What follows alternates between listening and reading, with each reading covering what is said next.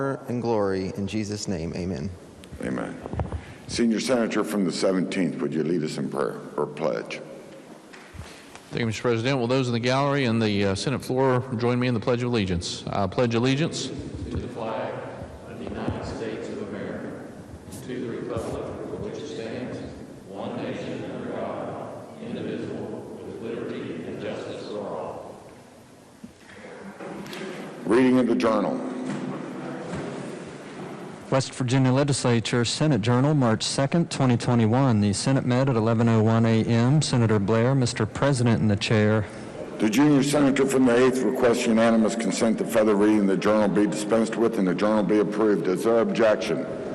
Chair hears none.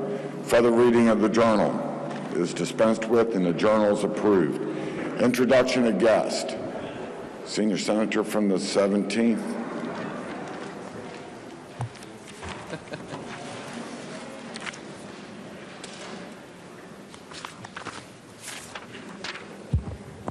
Thank you, Mr. President. Sorry about that. I lost my paper here. It is my pleasure and yours on behalf of the Senate to introduce our doc of the day. In the rear of the chamber, we have with us today Dr. Art Calhoun from West Union, West Virginia. If you wouldn't mind standing, let the Senate give you a warm welcome.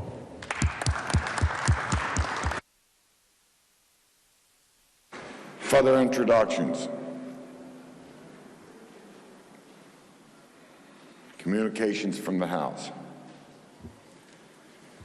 The Clerk of the House announced that the House has amended and passed committee substitute for Senate Bill 11, declaring work stoppage or strike by public employees to be unlawful.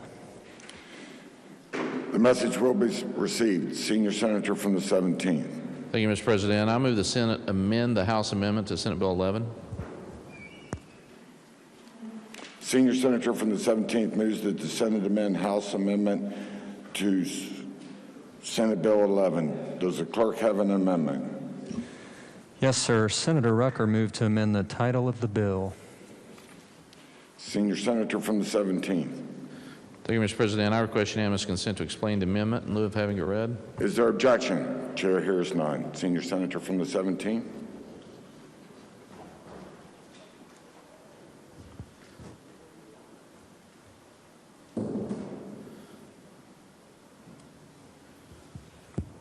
Senate will be at ease.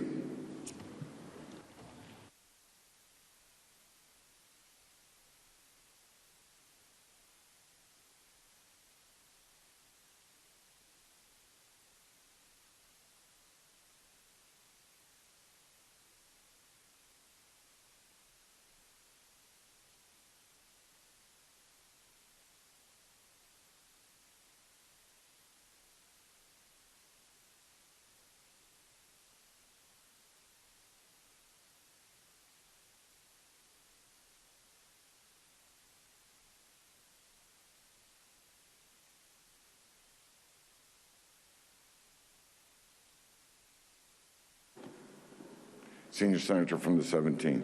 Thank you, Mr. President. It's just a title amendment only.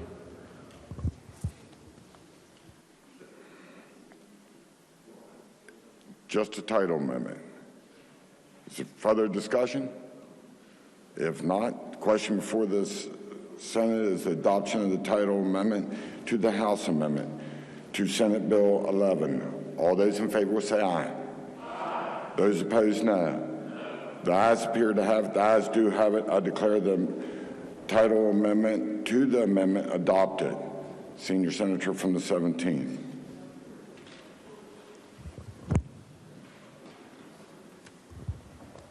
Thank you, Mr. President. I move the Senate concur in the House amendment as amended to Senate Bill 11. The senior senator from the 17th moves that the Senate concur with the House amendment as amended to Senate Bill 11. Is there discussion? If not, the question before the Senate is adoption of the motion offered by the senior senator from the 17th. All those in favor will say aye. Aye. All those opposed, no. The ayes appear to have it. The ayes do have it. I declare the motion adopted. Question now is on passage of the bill as amended. Is there discussion? If not, the question before the Senate is, shall the bill pass? All those in favor will vote yea. Those opposed will vote nay. The clerk will prepare the machine.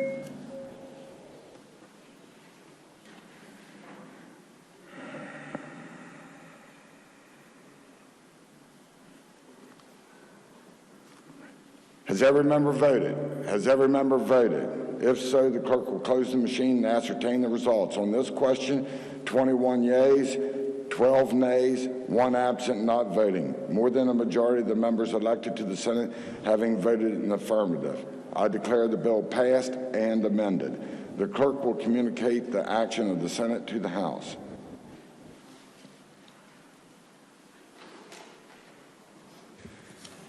The Clerk of the House announced the adoption by that body of House Joint Resolution 2, providing that courts have no authority or jurisdiction to intercede or intervene in or interfere with any impeachment proceedings of the House of Delegates or the Senate.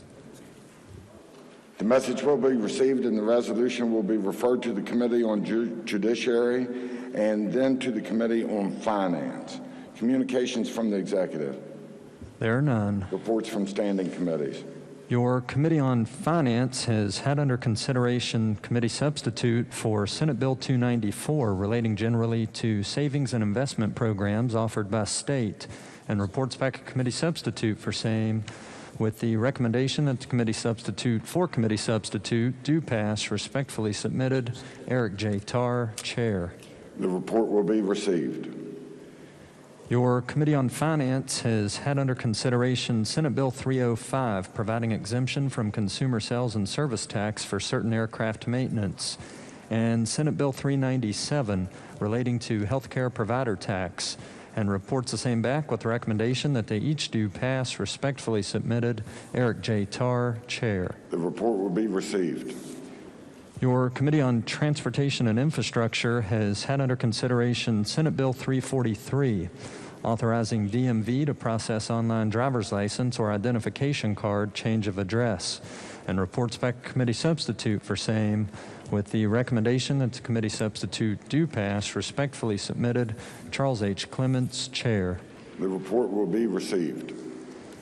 Your Committee on Education has had under consideration Senate Bill 375, relating to county boards of education policies for open enrollment, and reports back a committee substitute for same, and Senate Bill 435, requiring county superintendents to authorize certain school principals or administrators at non-public schools to issue work permits for enrolled students, and reports back a committee substitute for same, with the recommendation that the 2 committee substitutes do pass. Respectfully submitted, Patricia Puertas Rucker, Chair.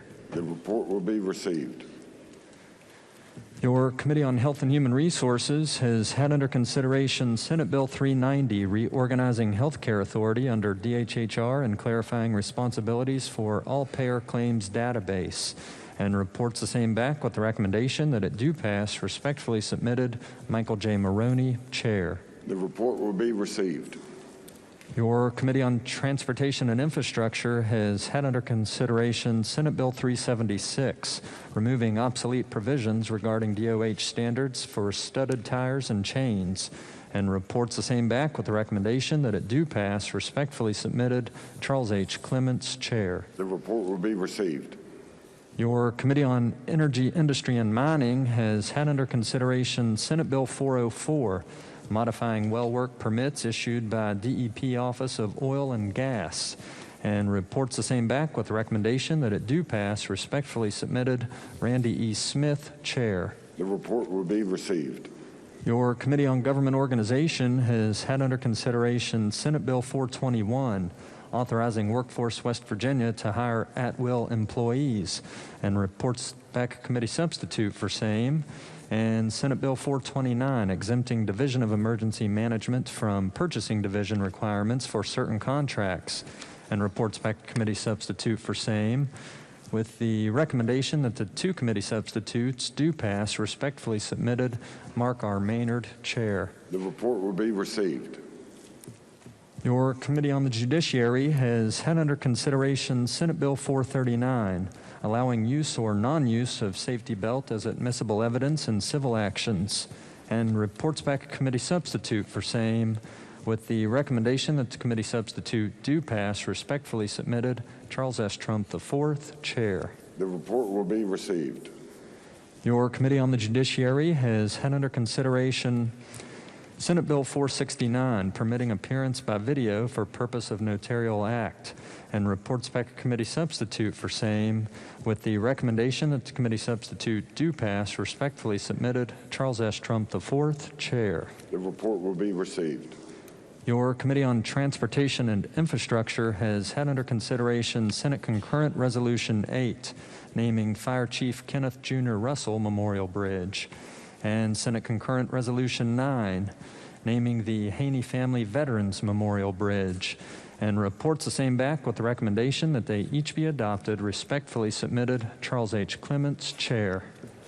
The report will be received. Reports from select committees. There are none. Introduction of bills. Senior Senator from the 17th.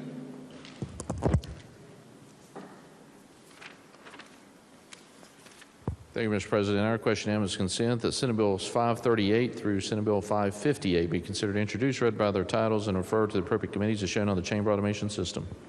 Senior Senator from the 17th requests unanimous consent that Senate Bill 538 through Senate Bill 558 be considered introduced, read by their titles, and referred to the appropriate committees as shown on the chamber automation system. Is there objection? The chair hears none. So ordered. Resolutions. Senate Resolution 11 by Senator Weld designating Sexual Assault Awareness Day in West Virginia. Under the rules of the Senate, the resolution will lie over one day. Motions. Petitions. There are none. Unfinished business. Senate Concurrent Resolution 11 naming the Darrell Chester Stone Jr. Memorial Bridge. The resolution will be referred to the Committee on Transportation and Infrastructure. Senate Resolution 10 recognizing the West Virginia Children's Home Society. Senator from Jefferson. Thank you, Mr. President. I'm sorry. May I ask unanimous consent that we take up the resolution upon immediate consideration? And the committee reference be dispensed with and the resolution be put upon its adoption. Is there objection? Chair hears none. Clerk will read the resolution. Senate Resolution 10 recognizing the West Virginia Children's Home Society. Question is on adoption of the resolution. Is there discussion? Senator from Jefferson. Thank you, Mr. President. Child homelessness is on the rise in West Virginia. A recent study released by West Virginia Kids Count in partnership with the Center of Excellence for Recovery at Marshall University and the West Virginia Department of Education revealed that over the last 5 years, the number of children affected by homelessness increased by 14%. They estimate that during the 2019 to 2020 school year, as many as 10,417 children were touched by homelessness in varying degrees. The tragedy of child homelessness is not new. However, for the last 125 years, there has been an organization dedicated to helping these children in need. In April of 1896, Reverend Comstock, a retired minister and former superintendent of the Children's Home Society of Arkansas, came to West Virginia as a representative of the National Children's Home Association and founded the organization we are honoring today. The Children's Home Society of West Virginia operates from 13 primary locations in our great state, and in 2020, it provided services for over 10,000 children. Those services included foster care, adoption, emergency child shelters, and many other essential community-based programs. Every child deserves a permanent home and a loving family, but as we all know, that isn't always what happens in the real world. Today, we in West Virginia legislature recognize and acknowledge the contributions of the Children's Home Society of West Virginia. We are grateful to them for being there to provide those services to meet the critical needs of the children who need them most. Thank you. I urge adoption. Is there further discussion? If not, question before the Senate is is the adoption of the resolution. All those in favor will say aye. Aye. All those opposed, no. The ayes appear to have it. The ayes do have it. I declare the resolution adopted. Bills on third reading. Engrossed committee substitute for Senate Bill 102, allowing disabled veterans and Purple Heart recipients park free at paid parking of state or its political subdivisions. Third reading of the bill. Question is on passage of the bill. Senator from Brooke. Thank you, Mr. President. Senate Bill 102 creates a new code section for the purpose to provide that persons in West Virginia who are disabled veterans or who have received the Purple Heart may park free anywhere in the state in which the parking is controlled by the state or a political subdivision of the state. Those beneficiaries of the bill must display the appropriate designation on his or her license plate under certain code sections which allow for a disabled veteran's license plate or a Purple Heart recipient license plate, demonstrating that they are a disabled veteran or a recipient of the Purple Heart Medal. I'm happy to answer any questions. I urge passage of the bill. Question is on passage of the bill. Is there discussion? If not, the question before the Senate is, shall the bill pass? All those in favor will vote yea. Those opposed will vote nay. The clerk will prepare the machine.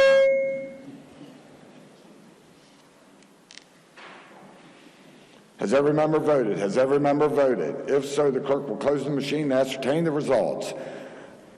On this question, 33 yeas, 0 nays, 1 absent, not voting. More than a majority of those present and voting having voted in the affirmative. I declare the bill passed. The clerk will communicate the action of the Senate to the House.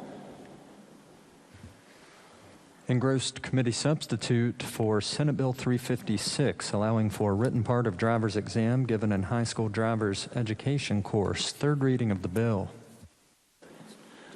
Question is on the passage of the bill. Senator from Mason. Thank you, Mr. President. Thank you, Mr. President. This bill would allow for driver's education instructors providing instruction in a high school to give the written portion of the driver's test that is administered by the DMV. If there are any questions, I'll answer them, but I urge passage of the bill. Question is on passage of the bill. Is there discussion? If not, the question before the Senate is, shall the bill pass? All those in favor will vote yea. Those opposed will vote nay. The clerk will prepare the machine.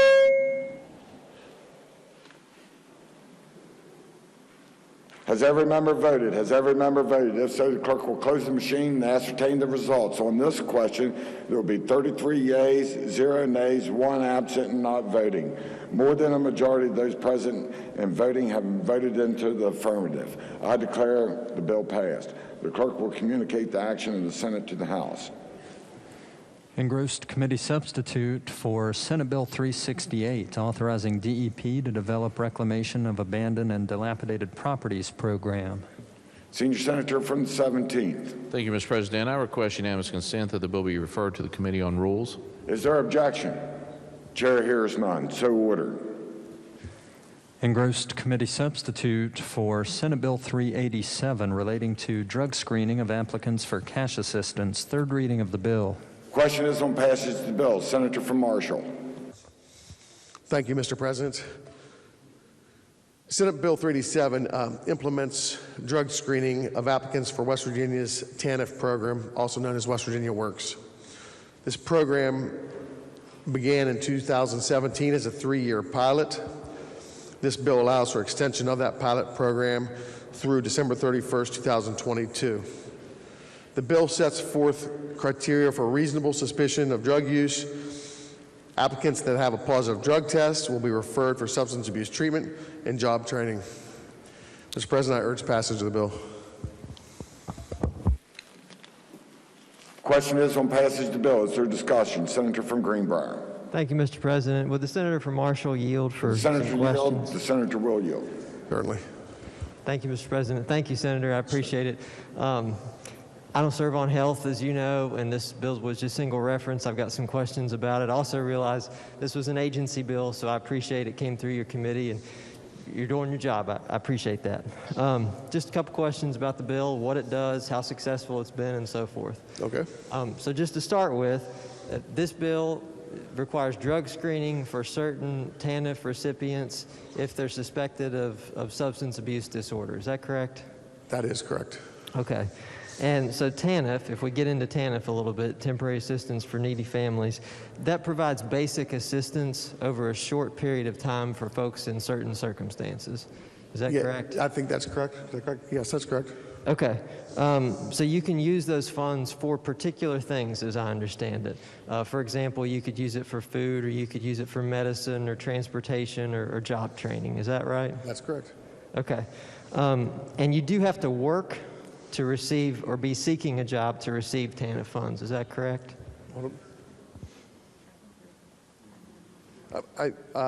That didn't come up during this discussion of the bill. I believe there's a work requirement, but I could clarify that. Hold on. Okay, thank you. Is it a work?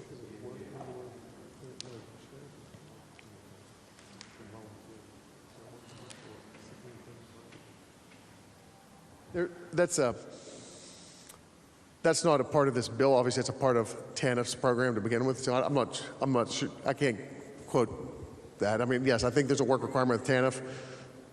That has nothing to do with this bill, though. Okay, well, it's my understanding from DHHR that to receive TANF, you have to be working. Or seeking employment. Yeah, right, working or seeking employment. Okay. If you're receiving those TANF benefits, though, if you've satisfied those requirements, that's still, the amount you receive still places you well below the poverty line. Is that correct? I'm not sure the amounts of the benefits or whether it's above or below the poverty line. It clearly wasn't a part of this piece of legislation. Okay, well, I mean, it's about TANF, so I think that is part of this piece of legislation. Well, the topic is, but those details aren't. Okay, well, let's talk about TANF in 2020 then. Are you aware of how many people received TANF in West Virginia in 2020? I don't know. I'm not aware. Okay, I'm told by DHHR 6,056 people received TANF in West Virginia in 2020. Does that sound in the ballpark at least? You were told, right? Is that Okay. what they told you? Okay. It's also my understanding that of those 6,059 people, 4,534 are children. Is that correct? Those numbers didn't come up in our discussions of this bill. Okay, I thought DHHR testified that even the majority of those children, or excuse me, a significant portion of those 534 children who received TANF are in foster care. No, that part came up during when the deputy secretary was testifying. He talked about the benefits with children and some of the children, the exact numbers of how many are adults and how many children, and the breakdown. That part wasn't discussed. Okay. But it doesn't surprise you that 4,500 out of the 6,000 are children, because to receive TANF, you have to have a child in the home, Right. correct? No, it makes sense that it would be higher than 1-to-1. Okay. Has the committee considered any other bills related to child hunger this session so far? I'm sorry, I didn't understand it. Has the committee considered any other bills related to child hunger this session? As of yet, not that I recall, have we done any bills related to child hunger this session? We haven't. Okay. None have come across yet. Okay, so the pilot program that this particular bill continues, I just want to make sure I understand how successful that has been. It's been in place for a couple years. Is it 3 years? Is that correct? It was a 3-year pilot. This started in 2017. Okay, and it's my understanding over those 3 years, about 11,000 people have been part of the program, have been part of the pilot program. Does that sound about right? That sounds about right. Okay, and so of those 11,000, I think about 1,000 have been drug screened. Does that sound right? I think that the deputy secretary testified to some of those numbers. It was a fairly small number. That sounds about right. Okay. The number that's unknown in the equation is how many people didn't show up for the drug screen. So we know how many took it and maybe failed, but we don't know how many just didn't come for the screen because fear of the results. Okay, so you had 11,000 people who were part of the pilot. About 1,000 people were drug screened. You had some people who say just disappeared when they were facing a drug screen. Well, that's the assumption. We're not, Right. That number's unknown. It could be low, it could be high, it could be anywhere. No one knows that. We can't. Okay, but of the 1,000 or so who were drug screened, 131 tested positive. Is that correct? Yeah, I think that's what that was the number. Was it 131? Is that what he said? It was that, I can't say it was a small number. That sounds about right. That's close, if it's not correct. And then of those 131 that tested positive, how many have gone into recovery? I don't know if that came up. Did that come up? Yeah, it was. I remember saying it's a small number. I don't know if we got an actual number, but it's a 131 tested positive. It was a small percentage of those that actually went into recovery. I believe the testimony was 1. Is that correct? I don't recall. Okay. Senator, would you agree that we have a significant substance abuse disorder problem within the state of West Virginia? Yes. And would you agree that substance abuse disorder does not affect one segment of the population any more than another? For example, it doesn't discriminate based on your age or your gender or your race or your religious background or your economic class. I agree with that. Okay. And would you say that I'm in the ballpark at least that about 10% of the population will deal with substance abuse disorder at some point in their lifetime? I believe that's what I've seen according to the National Institutes for Health. I can't comment on that. I'm not sure. Okay. Well, that's what I understand from the NIH. It's about 10%. So we've got substance abuse disorder, a huge problem in the state of West Virginia. We all agree about that. It's a nonpartisan issue. It's going to affect about 10% of the population at some point in our lifetime. It sounds to me like, though, we're running a program that's targeting poor kids in particular. Am I off base about that based on all those numbers we went through before? Hold on for 1 second.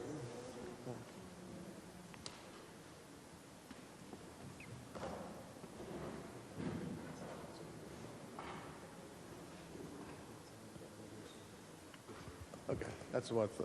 So you were right when you said this is a department bill. It's a pilot program that one of our state's departments was running for 3 years, and after that 3-year period of running the program, they're like, we want to continue this program. We think it's had some value. So that's where we're at. The bill does make, the goal of this legislation is to not provide, or it's not to limit access to food for children that need food, or needy children in needy families that could potentially be affected from the drug use of a parent. There is a workaround in this bill, or an exception in this bill, that allows for, if that were the case, and a parent was maybe was one of those small numbers that failed a drug test, and they did have a child or two, to have those Tanf benefits for those children designated to another person, so the kids could still have the whatever benefits there are there to help them. That's a part of this legislation. Okay, thank you. Yeah, I read that part of it. But just to be clear, about 6,000 recipients in 2020, 4,500 were kids.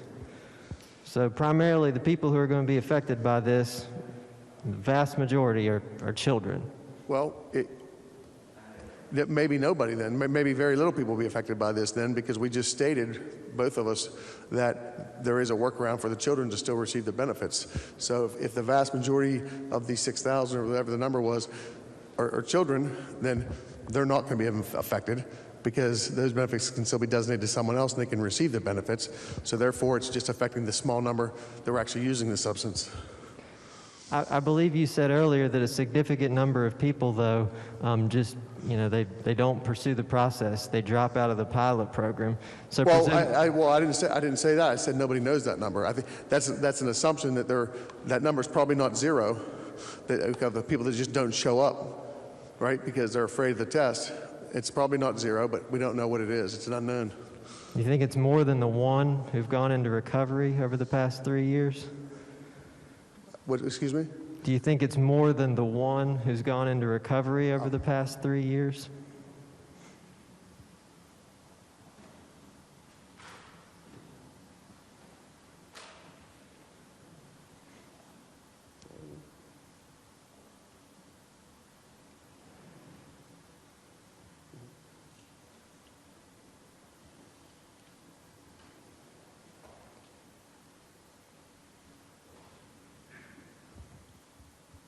I'm a little confused by what council just said, but I'm going to try to explain it. It doesn't really answer the question, I don't think, but there was some testimony, and I do remember this in the committee, and it dealt with some data issues, and one of the, basically, the gist of what the testimony was, I'll just try to summarize it instead of giving it to you, is that maybe with the continuation of this pilot program, these numbers of those that maybe just aren't showing up to take a test, the unknown that we've been talking about for the last couple of minutes, might be able to be determined, or at least have a decent estimate of what that number of people or citizens are. Okay, I appreciate it. And again, I realize this is an agency bill, and I appreciate you standing and take some questions on behalf of your committee. I appreciate it. That's okay. You're welcome. Thank you, sir. Mr. President, may I speak to the bill? Proceed. Thank you, Mr. President. TANF is literally Temporary Assistance for Needy Families. That's what the acronym stands for. And if you look at the numbers, I just asked DHHR for the basic outline of the program, and if you look at the numbers, it's very clear. It mostly goes to kids. 75 cents out of every dollar went to kids in the year 2020. And these are kids who already have it rough. These are mostly poor kids. They wouldn't be in the situation of needing temporary assistance for needy families if they weren't in that situation. These are kids who need all the help they can get in order just to survive. Now, this pilot program has helped one person, and I don't want to discount that. That means the world to that one person and the family members of that one person. But how many children, at the same time it has helped one person, has it deprived of resources, either because that one adult in their life dropped out of the program, didn't show up, or tested positive, was one of the 131 that tested positive? I am quite sure that it's more than one. I'm all for drug screening. I've stood on the floor and talked about that before. I took a drug screen out here in the Capitol. I think that was 2 years ago when I was on the Board of Education, and we implemented drug screening for new employees, and I was highly supportive of that effort. I was the first one to show up to get a drug screen. I believe in drug screens. It helps. We have a serious substance abuse situation in West Virginia. This particular bill, though, is about a pilot program that's just targeting poor people. Poor people are no more likely to have a substance abuse disorder than anybody else, than senators or doctors or lawyers or pastors or anybody. Addiction doesn't discriminate. But this bill is just targeted towards one segment of the population. In our lifetime, 10% of us will deal with this. But I would be willing to bet, if I were a betting person, that 100% of us in this chamber today have been affected seriously by substance abuse disorder. It's affected every family. And there's plenty that we need to do about it. We've talked about that, and I know we're willing to partner to work on that in the future, and I greatly appreciate that. There's plenty we need to do about it. But scapegoating poor people is not going to help. This program hasn't worked. If you just look at the numbers that we went through a minute ago, the program hasn't worked. We need to work on and focus on programs that are working, because there are plenty of programs that are working across the state. Let's focus on those, not the ones that don't. Thank you, Mr. President. Is there further discussion? Senator from Harrison. Thank you, Mr. President. Will the gentleman from the second yield again? Gentleman yield. Senator yields. Senator, if you would, could you hold the microphone a little closer to your mouth? You may have been asked this question. I couldn't hear it, but if you could hold the microphone a little closer, it might help me. Okay. I didn't see a fiscal note on this. Did the senator from Greenbrier discuss that? Couldn't tell. No, it didn't come up. We didn't have a fiscal note on this bill. Why is there not a fiscal note? I mean, there's a cost to this testing, and I presume that, for anybody that's found to test positive, there's the, subsequent hearing, and there's then the treatment. Shouldn't we know how much that cost? Hold on one second, Senator. Sure.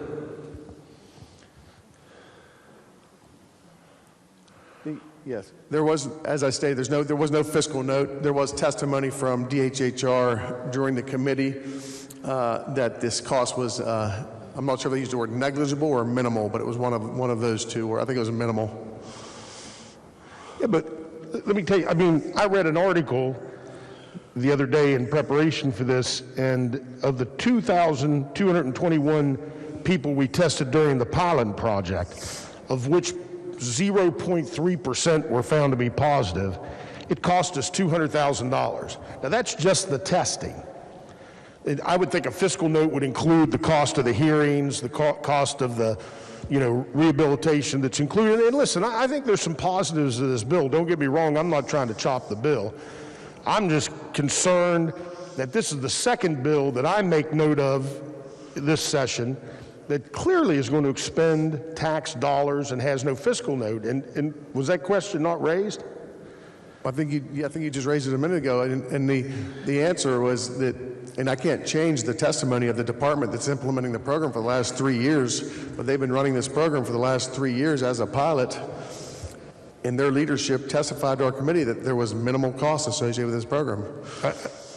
You agree with me, Senator, that one person's minimal might be another person's, significant. I mean, that's a kind of a vague term. Yeah, I mean, I have opinions that differ from testimony often, but we have to go with what the testimony was. Senator, let me just ask you one question. I don't know if it came up during hearing. I'm not in your committee. Did you know that the state of Florida, a few years back, tested every single welfare recipient in its state as we're about to do? The state of Florida, you said? State of Florida. No, I wasn't aware of that. They spent $50 million. That's a lot of money to us. Maybe it's a drop in the bucket to them. Might be minimal to them. I don't know. Do you know what the results of that was? No. The exact same results we got in our pilot program, less than... But ours is different, though. Ours is not a test everybody type policy. There's a defined in the bill as a reasonable suspicion, and it's in order to be tested, which is different from what you stated Florida did.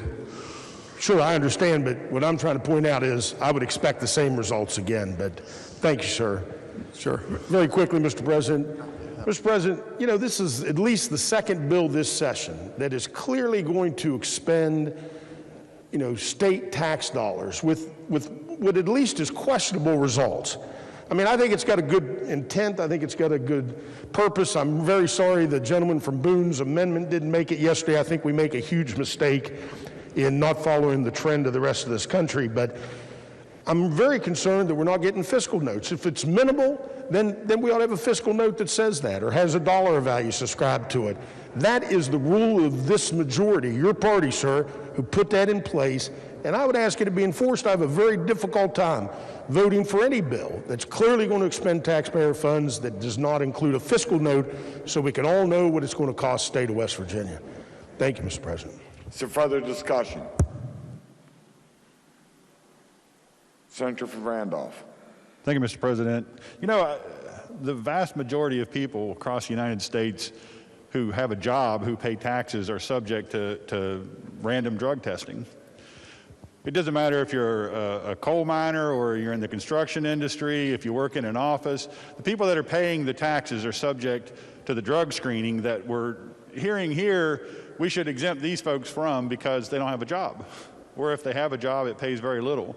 This is cash assistance. They're not paying for their drugs in some kind of a barter system. They're paying for those drugs with cash, and we're giving people cash. So if they fail a drug test, we have every reason to believe that taxpayer dollars are being used to pay for the drugs.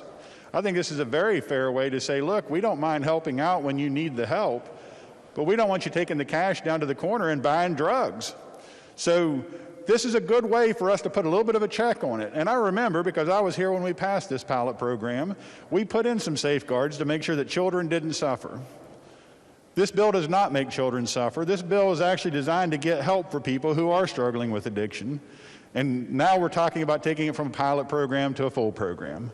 This is maybe not going to get an enormous number of people off of drugs, but if it helps a few, I think that's a good thing. But it's also just the basic principle.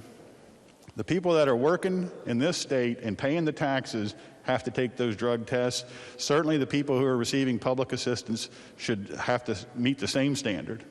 I support the amendment, or the bill. Thank you, Mr. President. Is there further discussion? Junior Senator from the 8th. Thank you, Mr. President. Will the senator for Randolph yield?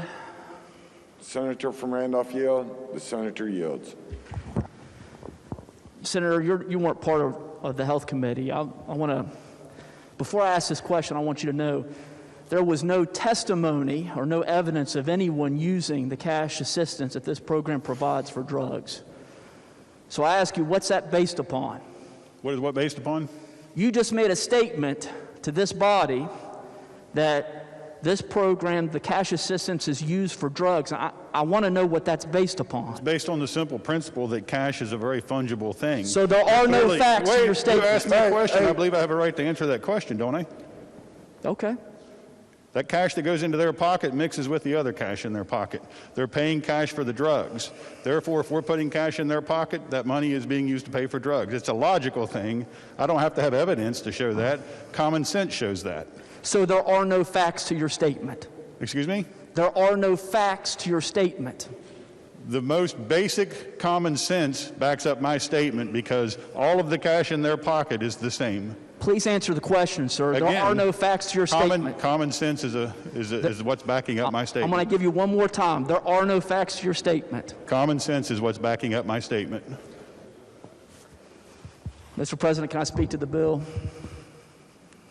Proceed. Thank you. You know, we make policy decisions based upon facts, not based upon someone's perception of common sense. And in support, or actually, yes, in support of this bill, what we just heard was the Senator for Randolph's opinion, which was not testified to in committee, has not been testified by anyone, either for or against this bill. In fact, the testimony was from DHHR is that only one individual through this program has received rehabilitation. So basically, while we want to help that one individual, the program in and of itself, whose goal is to get people into rehabilitation, has been unsuccessful. And at the same time, we're taking money away from children who require it. Now, I know that in the bill, an adult can be designated. And that sounds good in the abstract. But that means that there has to be an adult available to do it. And that wasn't, I saw no evidence of that either. So in any case, Mr. President, I stand in opposition to the bill, as clearly there are no facts in support of the bill. Thank you. Further discussion. Senator from Marshall, wish to close? Thank you, Mr. President. There's a lot of good discussion on this bill, and I can assure you, Mr. President, that this bill is not, the intent of this bill is not to take food away from children that need assistance with nutrition. I'm going to address just a couple things. I have one clarification to make, but before I get to that, regarding the fiscal note, we did have testimony that the fiscal note was minimal, but as far as like referring this current bill this year to the Finance Committee, this is an extension of a pilot program. This program is already in existence, so there is no fiscal impact based on this current bill. It would have been more appropriate 3 years ago at the start of the legislation before the pilot program was implemented.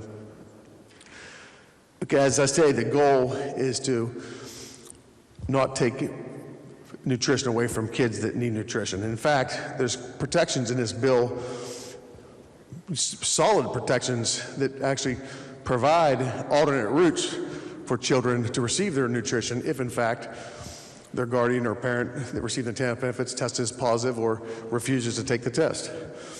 It includes appointing a designee to receive those benefits so the child can be taken care of. In fact, the designee can receive those benefits even if the parent or guardian or whoever that tested positive or didn't take the test, even if they do not enter treatment. They can refuse treatment and the children still get the benefits. Those protections were put in there to protect the kids. DHHR believes this program needs to be extended. They think it should be extended. There are some data issues that cloud some of the what they think is success marks of, or the successful components of this program. In fact, this is something I found out actually during the course of this discussion, which I didn't know when I was getting the questions. Of the 131 failed tests, they said one is, went into rehab. Well, 95 of those 131 have made claims to Medicaid to reach out for funds to help them get into treatment, to help them along with the treatment. So that's 95 out of 131 that came from DHHR that are trying to access treatment through other programs. The whole connectivity of the computer systems and the data and this stuff, it's this information, it doesn't just flow readily to us, but when we piece it all together, it seems like this program is working. And that's why DHHR wants to continue this program. It's going to continue based on this bill for 2 more years through December of 2022. And one of the goals is to get better with the data, present it more clearly, and to continue this program that has been functional and working for West Virginia. Mr. President, I urge passage. Question is, before the Senate, shall the bill pass? All those in favor will vote yea. Those opposed vote nay. The clerk shall prepare the machine.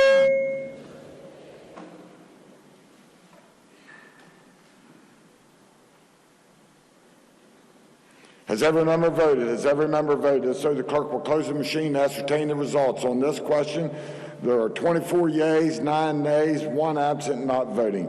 More than a majority of those present in voting having voted in the affirmative, I declare the bill passed. The clerk will communicate the action of the Senate to the House. Bills on second reading.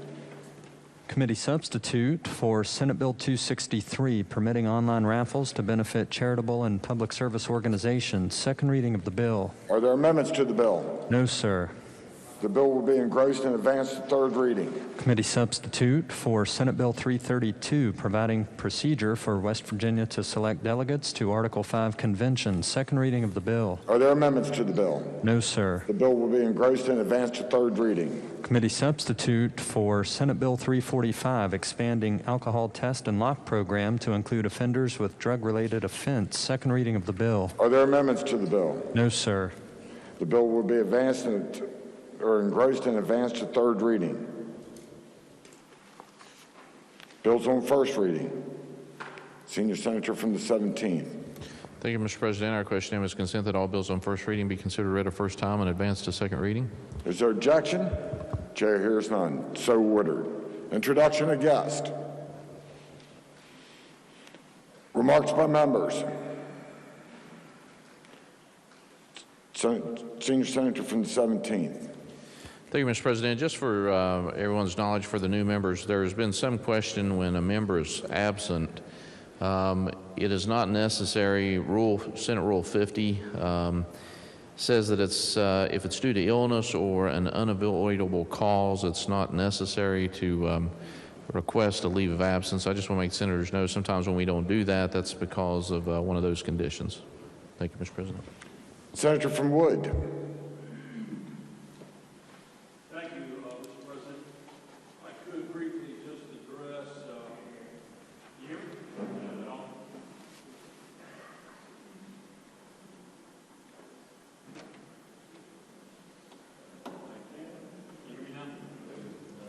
Thank you, Mr. President. I just wanted to address an event that was important in the history of the COVID issue yesterday when Texas and Mississippi opened up their businesses and removed the mask mandate. So these two states, after a long time of what I believe was an unconstitutional mandate, decided to come back in the realm of freedom. So I want today to call on our governor to follow the lead of the two states, Texas and Mississippi and remove the mask mandate that he has so far refused to do. If you look at the states that have been the harbingers of freedom in this COVID mess that we've been through this last year, they are the states that have done the best.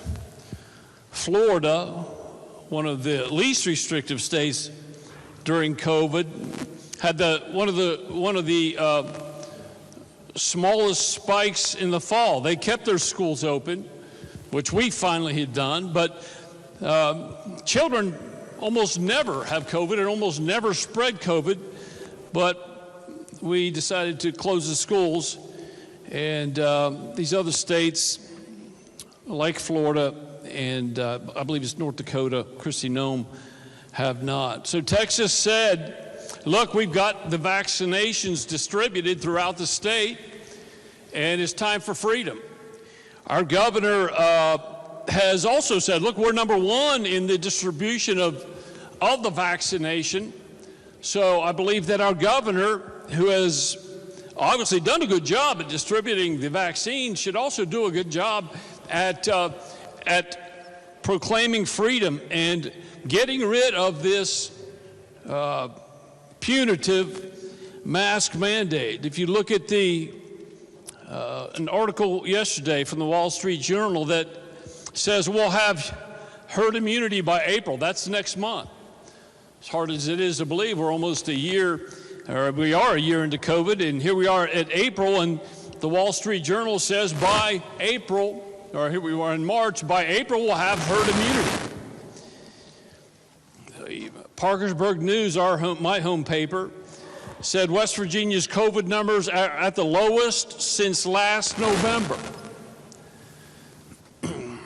One of my newfound heroes is Judge Andrew Napolitano from Fox News, who during this whole thing has written what I deem to be an excellent series on constitutional freedom even in a time of pestilence, because we know the Constitution doesn't make exceptions for the times of war and for times of pestilence in terms of our having our constitutional rights, whether it be the Fifth Amendment rights or the 14th Amendment rights. Judge Napolitano said in one of his articles concerning the Supreme Court Ex parte Milligan from 1866, the Constitution of the United States is a law for rulers and people equally in war and in peace, and covers with the shield of its protections all classes of men at all times and under all circumstances. Also from an article by Andrew Napolitano, he said, during the Civil War, excuse me, I'm going to do the glasses. I didn't have to do the glasses last year. This year I have to do the glasses. During the Civil War, when President Abraham Lincoln thought it expedient to silence those in the northern states who challenged his wartime decisions by incarcerating them in military prisons in the name of public safety, he was rebuked by a unanimous Supreme Court.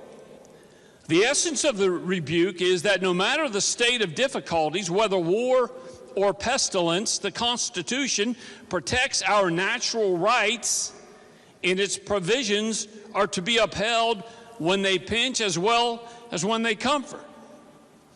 We have Fifth Amendment rights to life, liberty, and property, 14th Amendment rights to life, liberty, and property, whether they pinch or whether they cover it, in times of war and in times of pestilence. We have a governor who has told us we have to wear a mask. I understand that there's no consequences for not wearing one, but tell that to the 95% of the businesses that mandate them and the 95% of the citizens of West Virginia who are afraid not to wear them. Please give to me one peer-reviewed study that says that masks actually work. The forced wearing of the mask the forced wearing of masks have shut down fined and or intimidated private business owners by the governor, sent the National Guard into private businesses without permission, and mandated the mask, as I said. Napolitano continues the due process clause of the 14th Amendment prohibits the states from interfering with life, liberty, or property without a trial at which the state must prove fault. The takings clause of the Fifth Amendment requires just compensation when the state meaningfully interferes with an owner's chosen lawful use of his property. The Constitution offers significant protections of private property and liberty. The decrees from our governor and other governors have an implied threat of punishment, even though there is not a real threat of punishment. The executive decrees from our governor and others is not legislation, it is just that, an executive decree. Again, there's no peer-reviewed study that says masks work. The fact that you can put anything over your face and call it masks means it is about submission, not protection. So finally, Mr. President, I would like to again call on our governor, who is from the beginning, is in a difficult situation with this COVID, I understand, but now it's time to be a governor and lead constitutionally. So I'm calling on the governor again to end the unconstitutional mask mandate. Follow the lead of other states that are finally finding freedom and open up West Virginia forever.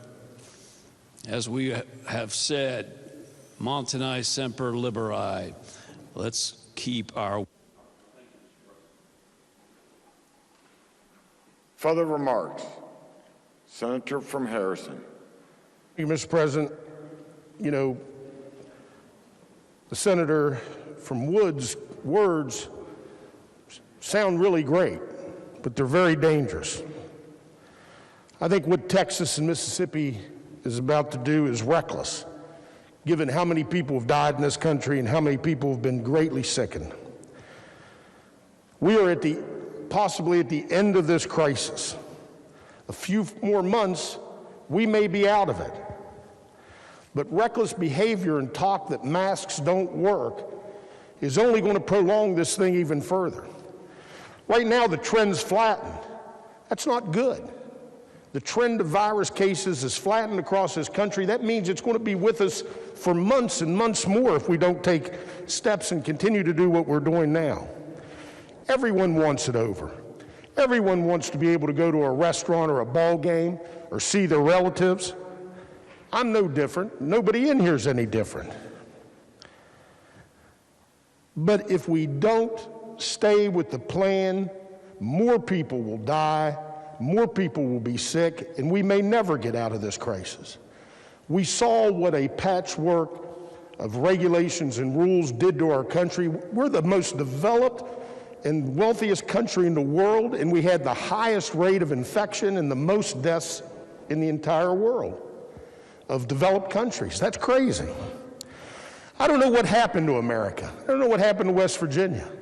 Sure, experts are wrong sometimes. Sometimes they have hidden agendas.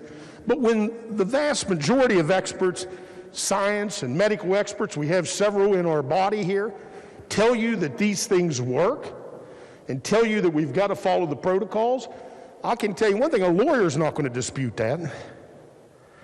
We use words like freedom and constitutionality when it benefits us, when it benefits our personal agenda. Do we really even know what those words mean? Now, in World War II, the government imposed rationing.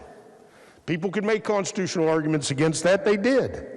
Military service, required military service, could make constitutional arguments against that. That certainly imposes upon your freedom, giving your life for your country. But had we not done that, we might all be speaking German today, or worse yet, Italian. Now, I'm not saying that the experts are 100% right, or I know they're 100% right. But I'm willing to take this inconvenience of wearing this mask and going and getting my vaccine to protect those around me, to protect my friend to my left, and my friend behind me, and my friend to my right, and my friends in the back row, because I care about them. They're human beings. And we know that this is working. I tell everybody I was reading about pre-war Japan before we came down here this year, and I was in a book, and I happened to flip the page from 1922. And Japan had a metro system, you know, a subway above ground, and it was just a picture of the door opening, a bunch of people getting off, about 25 people, 20 of them had masks on in 1922 because they had viruses in their society that they were trying to stop. Look what's happened to influenza. My friend the pulmonologist, I'm sure, can stand up and tell us how far those numbers are down because we're wearing masks to defeat this virus, this pandemic. It works on a variety of things that we transmit by breathing on each other. It's not perfect. The science isn't 100%, but it's the best science we've got. A lack of science following what we think is freedom, that's not going to save our country, our society, or our state, or those we love, or those we know. I've had dozens of friends who have been violently ill, some that you know, that have been in the hospital for months and months and then just to die. I've had friends who've caught this virus and died, expired within a couple of weeks. Not much different than age than you and me, Mr. President. We're close to the end here. Let's not spike the ball on the 10-yard line and run into the end zone without it and have the rest of the world laugh at us. Let's stick with these protocols. I demand that everybody in this Senate continue to wear these masks, or I will not sit with you. That's the bottom line. And I hope everybody else follows this same request. Senator from Preston. Thank you, Mr. President. A little bit of levity now. I would say that many members in this chamber know that bills come and go. In fact, sessions come and go. But some events happen only once a year. And this is a special day today for the senator from Tucker. I would invite the members to join me in song to celebrate his birthday. Happy birthday to you. Happy birthday to you. Happy birthday, dear Senator. Happy birthday to you. Thank you, Mr. President.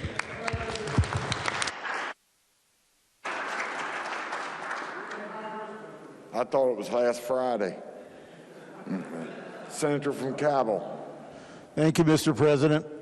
I need to stand and refute some factual inaccuracies that my friend from Wood County stated. First of all, I don't get my medical information from a former superior judge who happens to be on Fox News. Children do, in fact, contract the virus. All three of my grandchildren have had the virus. Children transmit the virus, and they do so frequently. So the fake news has to be refuted on that. So I commend our governor for what he's done, for his leadership. I know a lot of people that voted for the governor simply for one reason. They crossed party lines and they voted for him because of the way he's handled the pandemic. I had a cousin, Phil Murphy, who was one of the most militant Republicans I ever met. Grew up in the West End of Huntington, made a lot of money in the business of representing people, selling them pension accounts and helping them run their insurance needs for their businesses. Phil was such a Republican that when he had a heart transplant some years ago, his one caveat to his heart surgeon was this: I will not accept the heart of a Democrat. True story. Died of COVID. He died of COVID here in Charleston 6 weeks ago. So let's finish the race here. Echoing the comments of my senator from on my side of the aisle there. Yeah, Harrison, I'm sorry. But we can't let our guard down now. This is a deadly virus. It's killing people. Yeah, it's a lot better now than it was. That's because our governor has led us on it. Thank you, Mr. President. Senator from Marion. Thank you, Mr. President. I was very reluctant to get up today. I certainly can't articulate the medical science of masks, and I never would be able to articulate the constitutional lesson that we just received from our friend from Wood. But I do believe that the masks are working.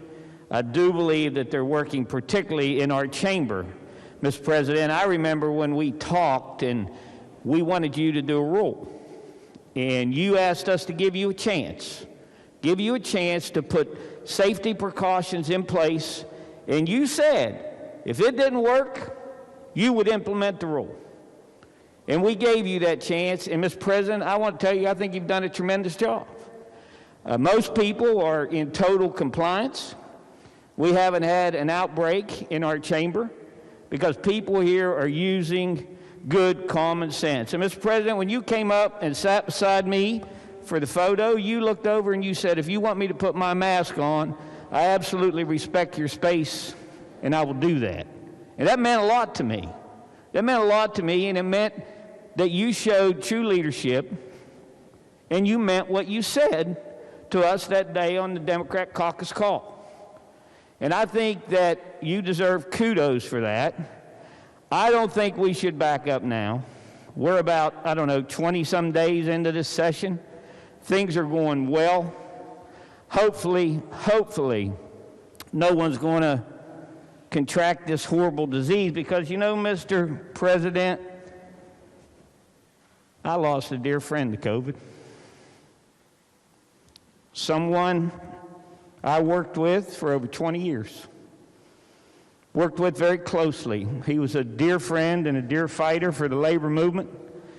And we spent 20 years working together, side by side, for the United Mile Workers. His wife's a registered nurse. They tried to do all the right things. Rick contracted COVID. Went to CAMC, was put on a ventilator. We thought that he was moving in the right direction. They took him off the ventilator and had to put him right back on. And it wasn't much long after that that they called the family in.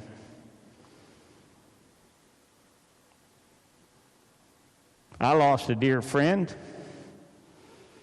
Some kids lost their dad. Karen lost a husband. We can't argue that these masks don't work. We got to accept the fact that they help. We got to accept the fact that we're doing everything we can to stamp out this pandemic. I don't want to hear anything about freedom. What about my freedom? What about when you're breathing in a committee room in my airspace? What about my freedom? What about my new grandbaby's freedom?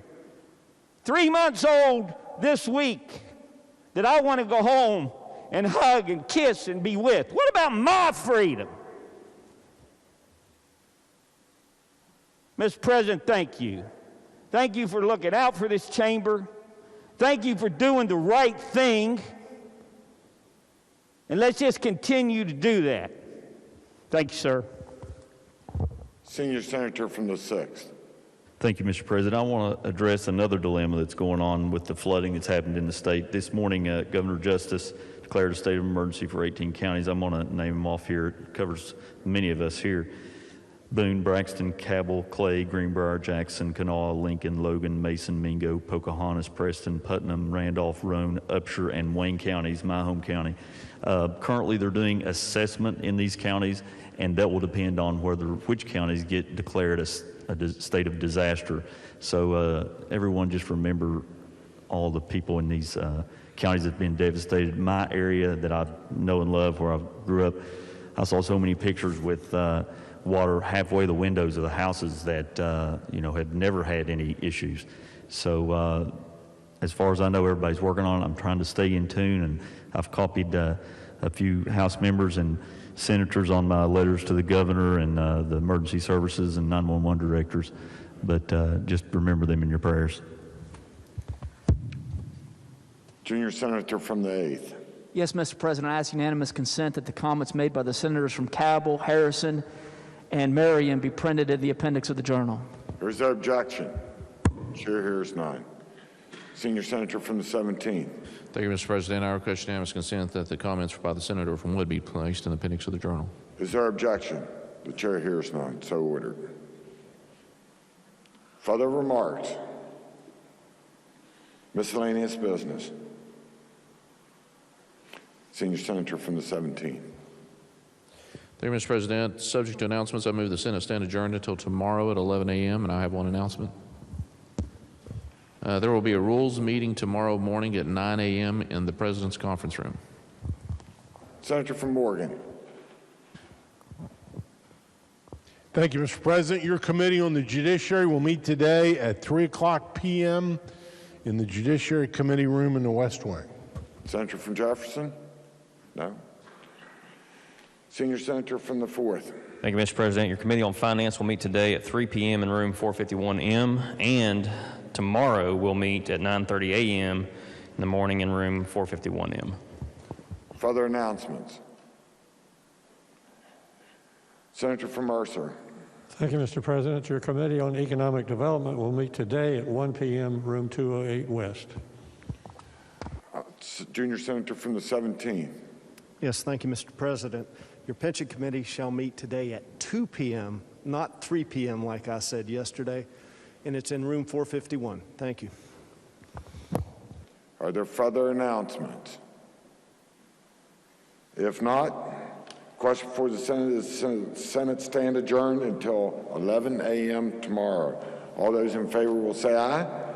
All those opposed, no. In the opinion of the chair, the ayes have it, and I declare the Senate adjourned.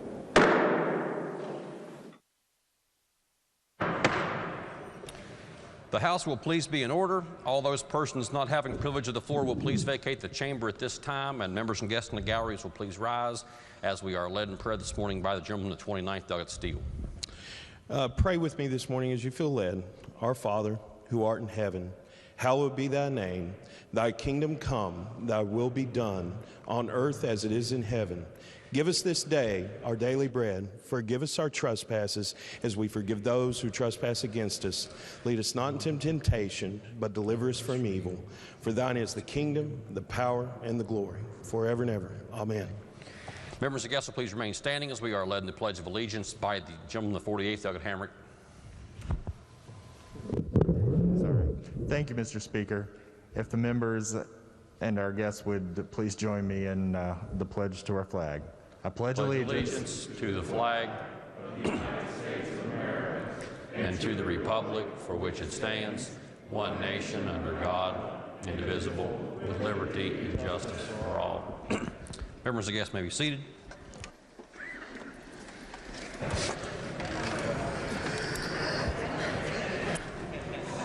Reading the journal. Journal of the House of Delegates, Charleston, Tuesday, March 2nd, 2021. Lady in the 35th, Delegate Young.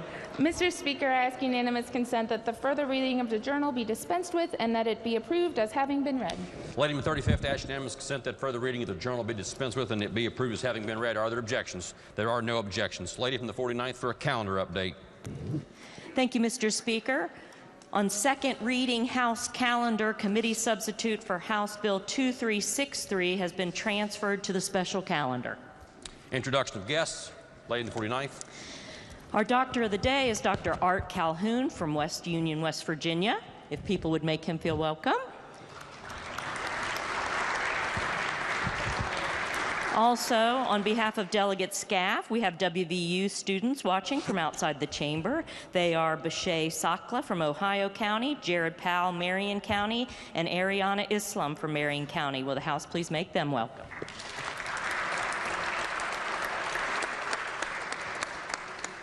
Report to standing committees. Originating in the Committee on Health and Human Resources is House Bill 2905, relating to repealing the prohibition against the use of certain words. It's reported with recommendation that it do pass. Report to be received.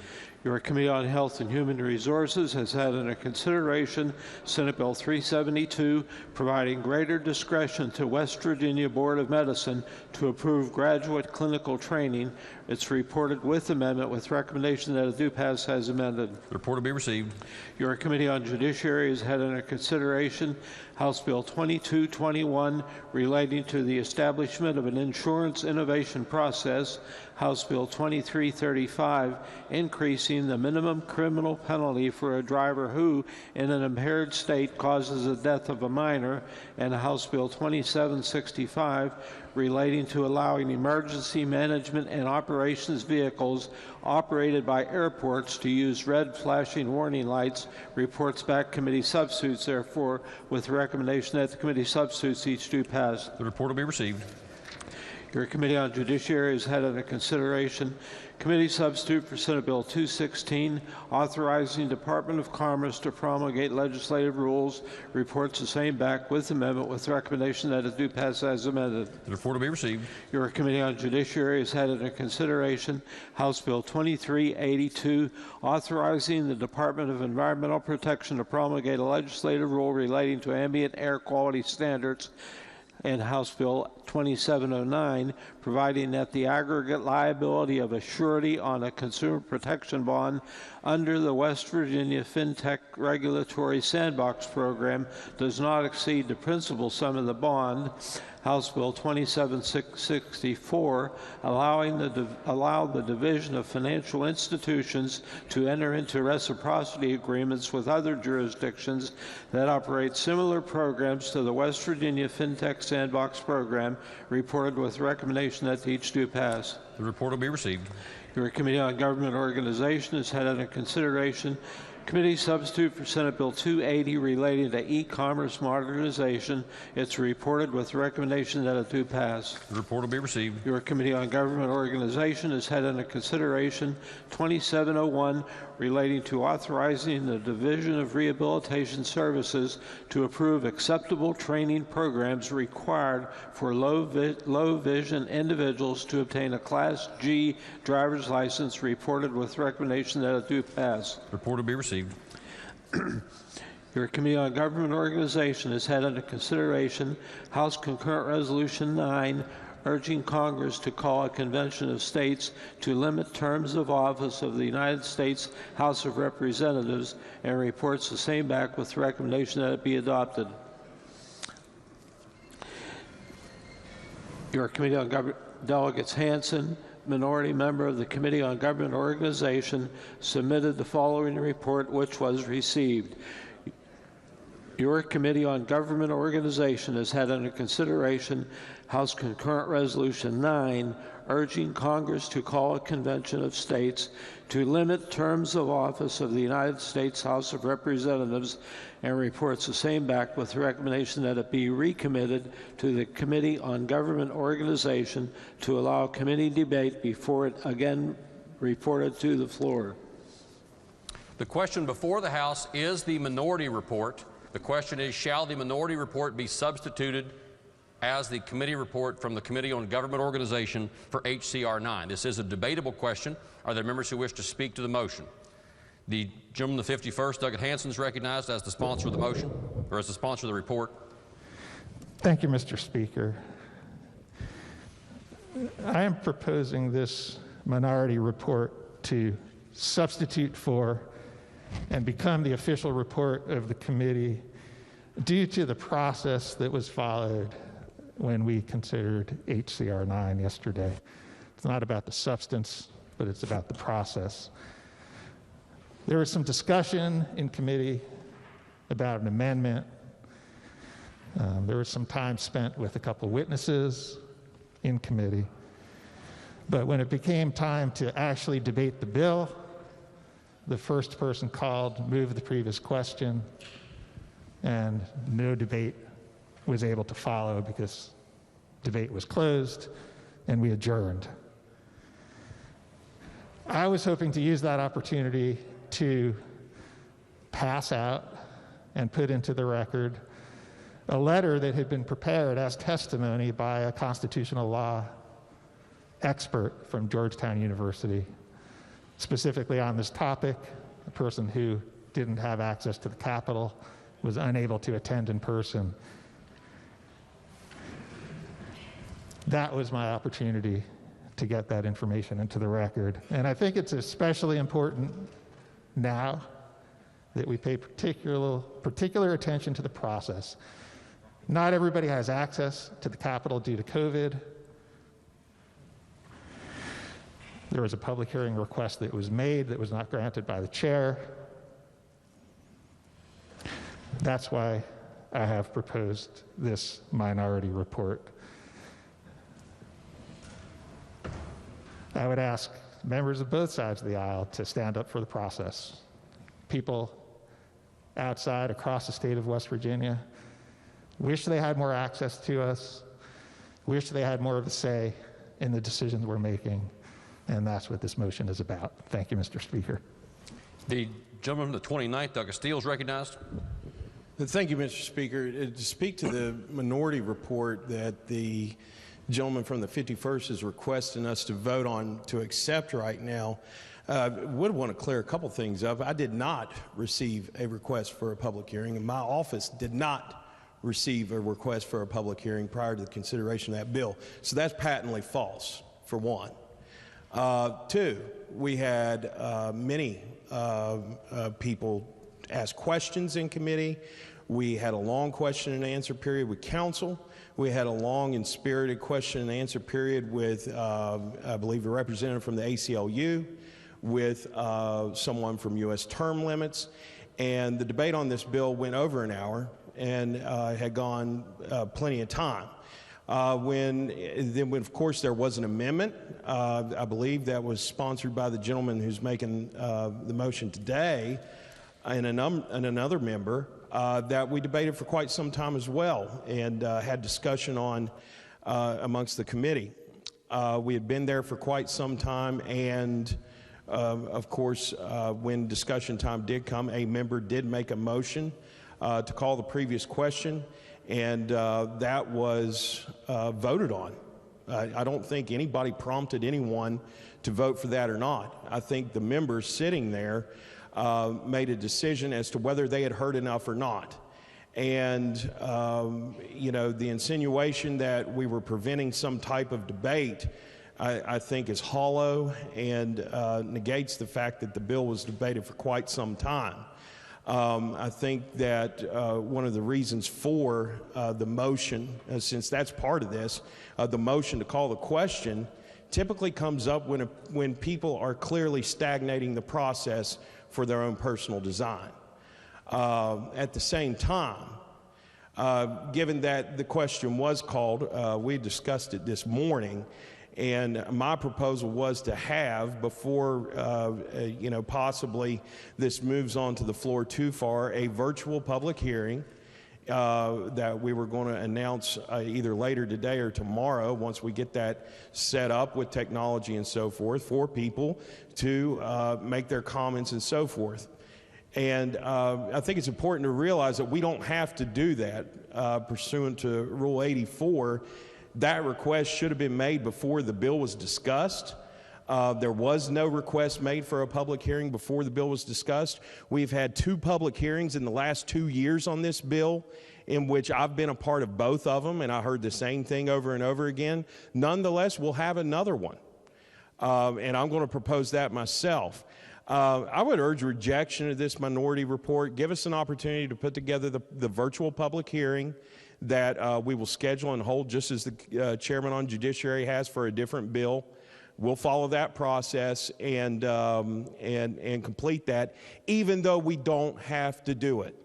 And I hope we can get away from the insinuations of avoiding transparency when in reality we are trying to keep this process moving along and avoid stagnation. Thank you, Mr. Speaker.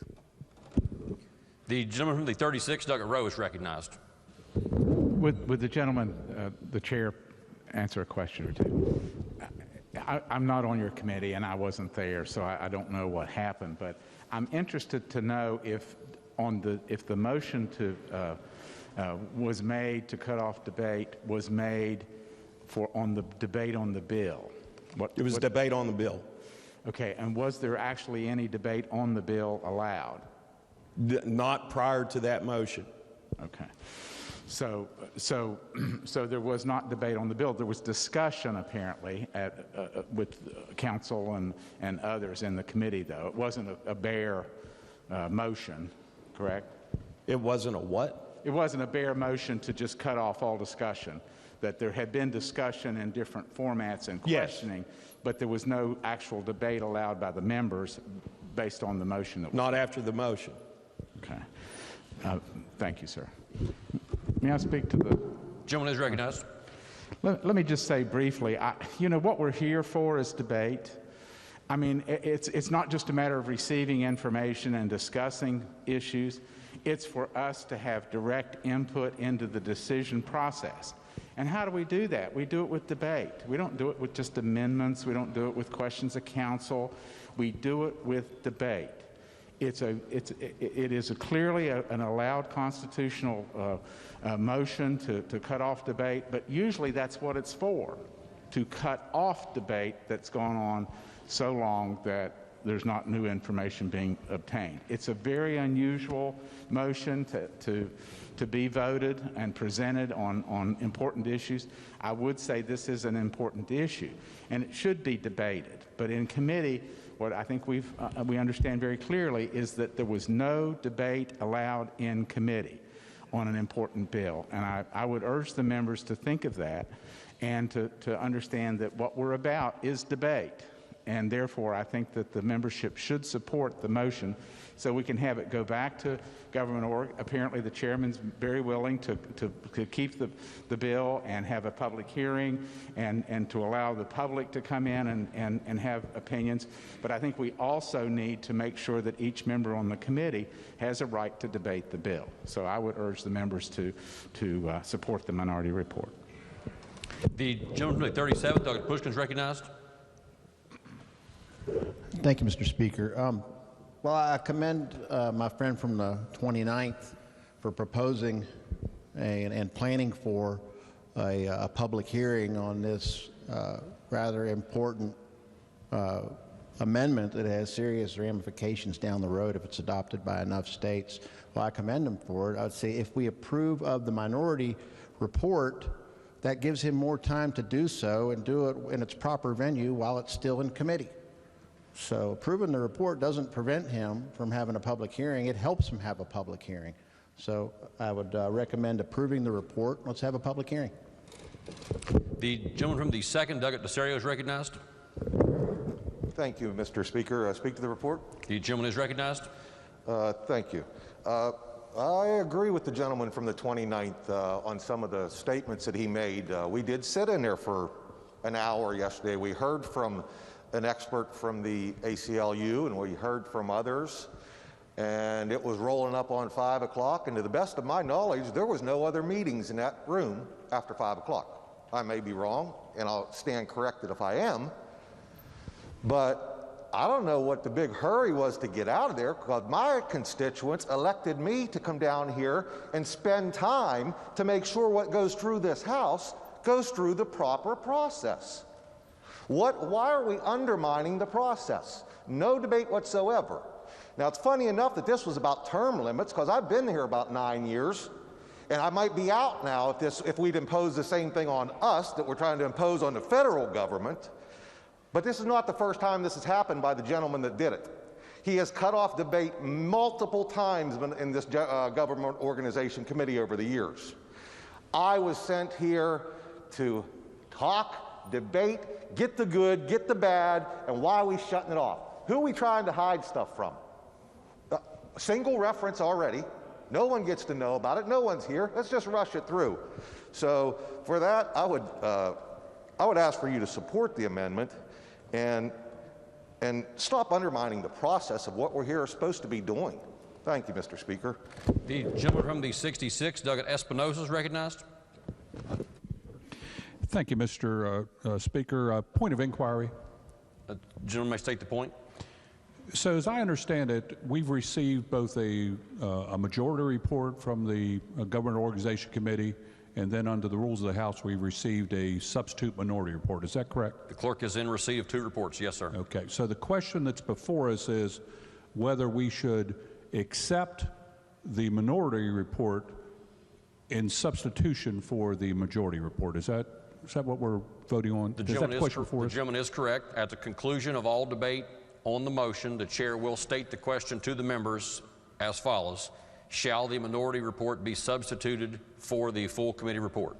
So if it is our intention to not substitute the minority report for the majority report, we would vote against the motion or vote red if it's a roll call vote. Is that correct? That gentleman is correct. Thank you very much. Appreciate it. The gentleman from the 3rd, Douglas Fluharty, is recognized. Chairman, yield. Chairman does yield. So it was your belief that you didn't receive a public hearing request? I received no public hearing request prior to that meeting. And now that the public's not allowed in the people's house this session, they can't walk in, request one to your face. They could reach out to you via email, can't they? They can. Okay, did you check your email yesterday? I didn't see one yesterday. Well, I have one right here. What time was that meeting yesterday? I believe it was 4 o'clock. 4 o'clock. I have an email here at 8:28 a.m. Subject, request for public hearing on HCR 9. It's to you. And the speaker was copied on it. You don't remember seeing that email? I didn't see it. Okay, so you never responded to it? I don't believe I have. Do you have your staff check your email and make sure, check for public hearing requests? They check my email pretty often. Okay, and that's the proper avenue to request public hearings now that the public's not allowed inside here, right? Send some emails out? They can send an email. Okay, so there was a valid request. You just to be clear, we're going to have a public hearing. You stated just a few minutes ago one was not requested before the meeting. I did not see a request before the meeting. That's what I stated. Okay, check your email. Thanks. The gentleman from the 48th, Douglas Hamrick, is recognized. Thank you, Mr. Speaker. And I think everyone knows I'm not one to stand up and talk a lot in session, but just a little bit of clarification to those at home that may not have been listening to the GovOrg committee meeting yesterday. There is a process, and that process was followed.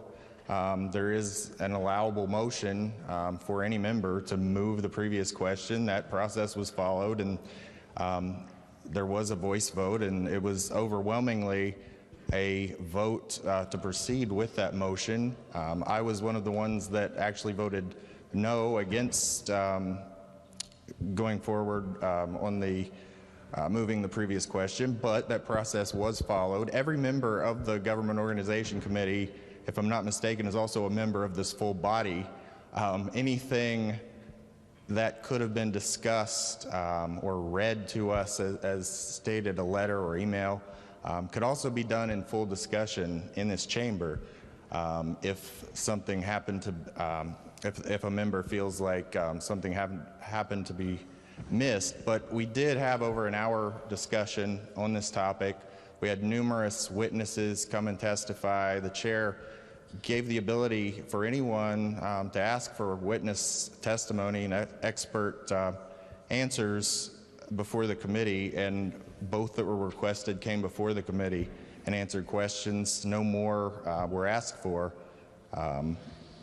Once the bill was moved, then this motion was made and voted for. So for those reasons, I don't think there's anyone hiding from anything or trying to shove anything through. The process was followed, and I support the process, and therefore I would oppose the minority report and urge passage or adoption of our majority committee report. The gentleman from the 28th, Douglas Pike, is recognized. Thank you, Mr. Speaker. Inquiry of the chair. Gentleman may state the inquiry. If a motion has been made within this body or in a committee to move a resolution or a bill to the floor with recommendation that do pass, at that point is a motion in order to move the previous question. That is an original main the motion as articulated by the gentleman 28th is an original main motion. Upon its being offered to a committee or to the House, any secondary motion would be in order. Okay, so given that that motion was in order at that point, then it's voted on by the committee, correct? The secondary motion is put to a vote first. Okay, so a motion was made that was in order and was approved by a majority of the members present to the committee.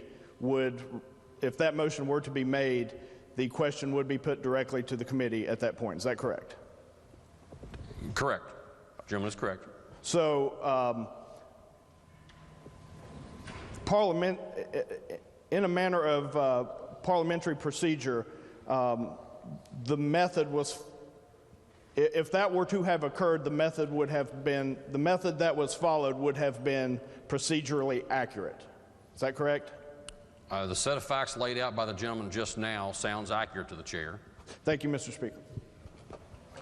Are there other members who wish to speak before the chair recognizes the sponsor of the motion to close debate on the motion?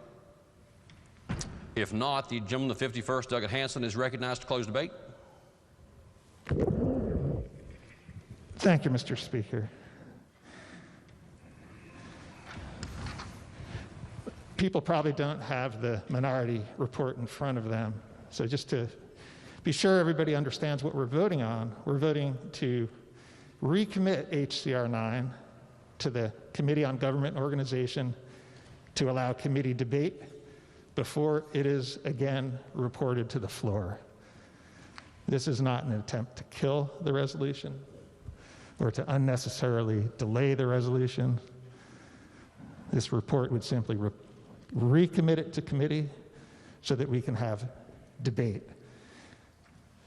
I'm not asserting that the chair or any member of GovOrg violated House rules.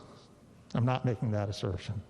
But what I am saying is that we didn't follow a good process, the type of process that our constituents would expect us to follow. And with that, Mr. Speaker, I ask for the yeas and nays. The question before the House is, shall the minority report be substituted for the committee report? Roll call vote on the question has been demanded. Is the demand sustained? The demand is sustained. The question is, shall the minority report be substituted for the committee report? Those in favor will vote aye. Those opposed will vote no. The clerk will prepare the machine.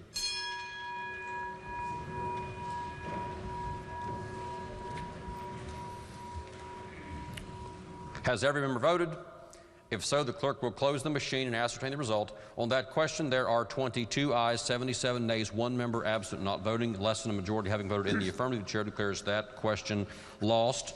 The report on the Committee on Government Organization on HCR 9 shall be received. Are there further reports of standing committees? Your Committee on Education has had under consideration House Bill 2746, establishing the Behavioral Health Workforce Education Initiative at the Higher Education Policy Commission.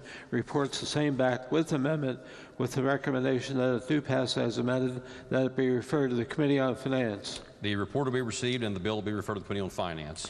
Your Joint Committee on Enrolled Bills has examined and found truly enrolled, and on March 2nd, 2021, presented to His Excellency the Governor for his action, House Bill 2019, Elevating Economic Development and Tourism Departments. The message will be received. Are there further reports of standing committees? If not, reports of select committees. Message from the Executive. Message from the Senate. The Clerk of the Senate announces that the Senate has passed with amendment and a title amendment committee substitute for House Bill 2012 relating to public charter schools. The message will be received. Lady from the 49th. Thank you, Mr. Speaker. The Senate message today is on House Bill 2012, Public Charter Schools. The Senate amendment makes a number of technical and clerical changes, but there are substantive changes, and they are as follows. It makes a charter school authorizer responsible for closing a charter school in an instance of both contract revocation and contract non-renewal. It adds to the authority of an authorizer to revoke a charter contract at any time an administrator employed by or member of the charter school governing board is convicted of fraud or misappropriation of funds, when there is a failure to meet generally accepted standards of financial management, when there is a material breach of the charter contract, when there is a substantial violation of a provision of the law from which the public charter school is not exempted, or when there are dire and chronic academic deficiencies. The amendment changes the restriction to a single statewide virtual charter to 2, but it does divide the 10% enrollment limit to 5% between those two. The Senate amendment adds a provision that after enrolling a student with special education services, a virtual public school shall schedule a meeting of the student's IEP team. A virtual public charter school shall not deny or delay enrollment pending review during a student's IEP team meeting.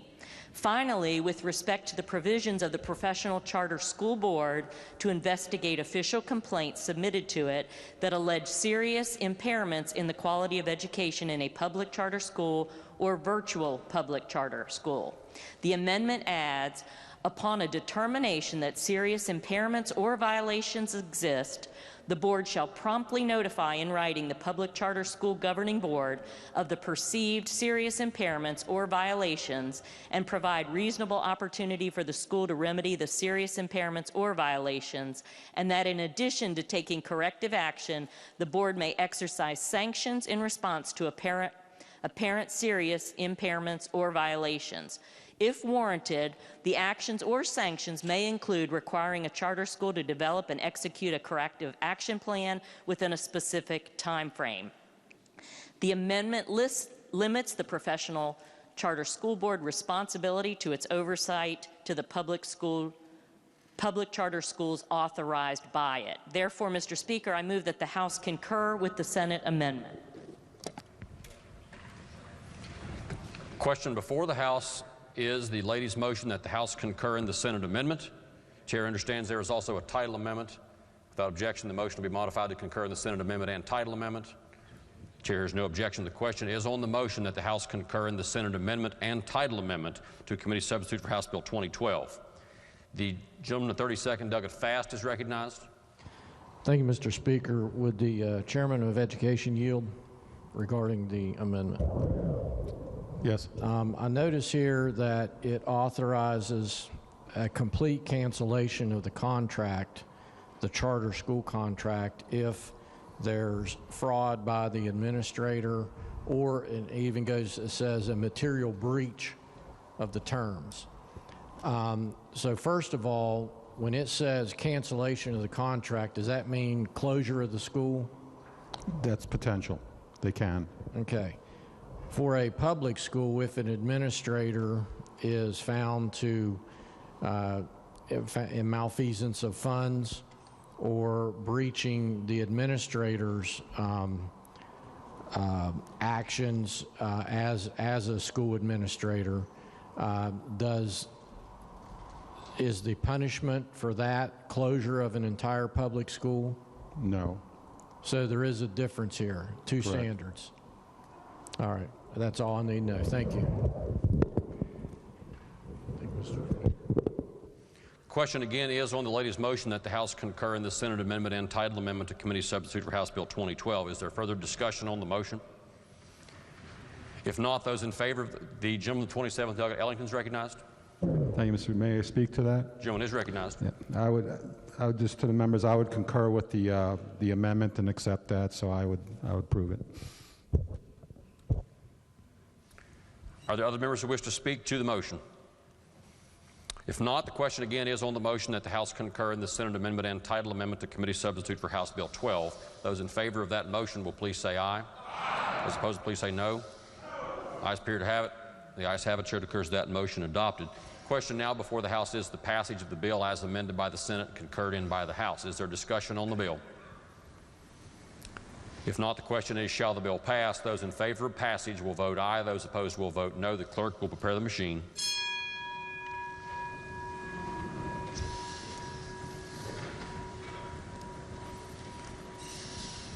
Has every member voted? If so, the clerk will close the machine and ascertain the result. On that question, there were 68 ayes, 31 nays, and 1 member absent and not voting. Majority of members having voted in the affirmative, the chair declares the bill passed. The clerk will please report the title. Committee substitute for House Bill 2012 relating to public charter schools. Clerk will please communicate the action of the House to the Senate.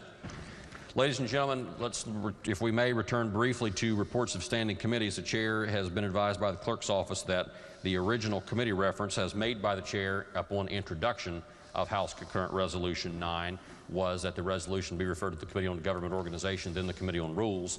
The report submitted by the Committee on Government Organization, which was received by the House, appears to have erroneously omitted the second reference to the Committee on Rules.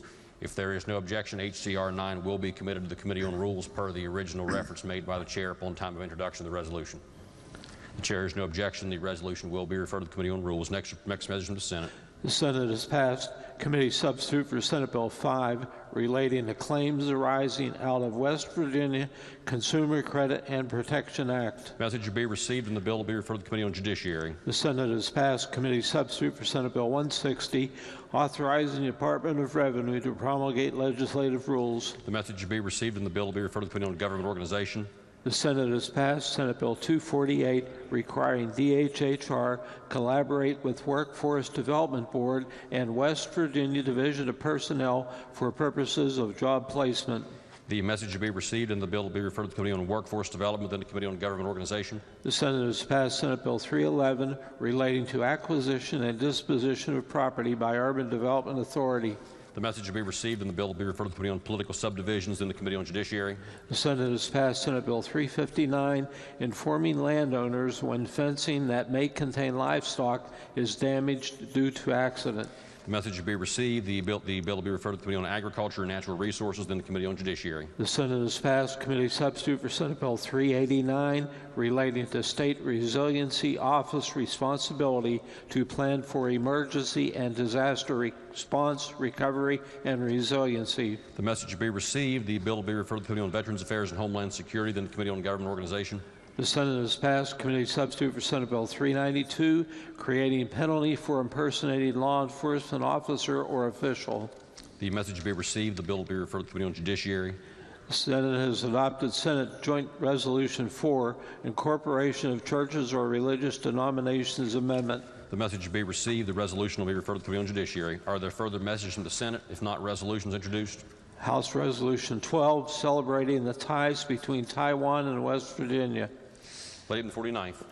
Thank you, Mr. Speaker. I ask unanimous consent that the further reading of resolutions introduced be dispensed with and that each resolution be considered as formally introduced and referred to the appropriate committees as indicated on the delegate console system. Lady from the 49th asks unanimous consent that further reading of resolutions introduced be dispensed with and that each resolution be considered as having been formally introduced and referred to the appropriate committees as shown on the delegate console system. Are there objections? There are no objections. Petitions, motions, bills introduced. House Bill 2863 relating to the regulation of livestock branding. Lady in the 49th. Mr. Speaker, I ask unanimous consent that the further reading of bills introduced be dispensed with and that each bill be considered as formally introduced and referred to the appropriate committees as indicated on the delegate console system. The lady from the 49th asks unanimous consent that further reading of bills introduced be dispensed with and that each bill be considered as having been formally introduced and referred to the appropriate committees as shown on the delegate console system. Are there objections? There are no objections. Unfinished business. Bills on third reading. Committee substitute for House Bill 2002 relating to broadband. Gentleman to 16th, Doug Linville. Thank you, Mr. Speaker. I believe the clerk is in possession of an amendment I'd like to offer. I'd ask unanimous consent to amend on third for the purposes of a technical cleanup amendment. The gentleman to 16th asks unanimous consent to offer an amendment to the bill on third reading. Are there objections? There are no objections. The clerk will please read the amendment. Delegate Linville moves to amend the bill on page 5, section 5, line 2, immediately following the word way by striking as set forth in 17(2)(e)(3)(d of this code and on page 32, section 3, line 49, immediately following the words pursuant to by striking 17(2)(e)(3)(d) and inserting in lieu thereof 17(2)(e)(3). Question before the House is the primary amendment is just read by the clerk. The gentleman the 16th, Douglas Linville. Thank you, Mr. Speaker.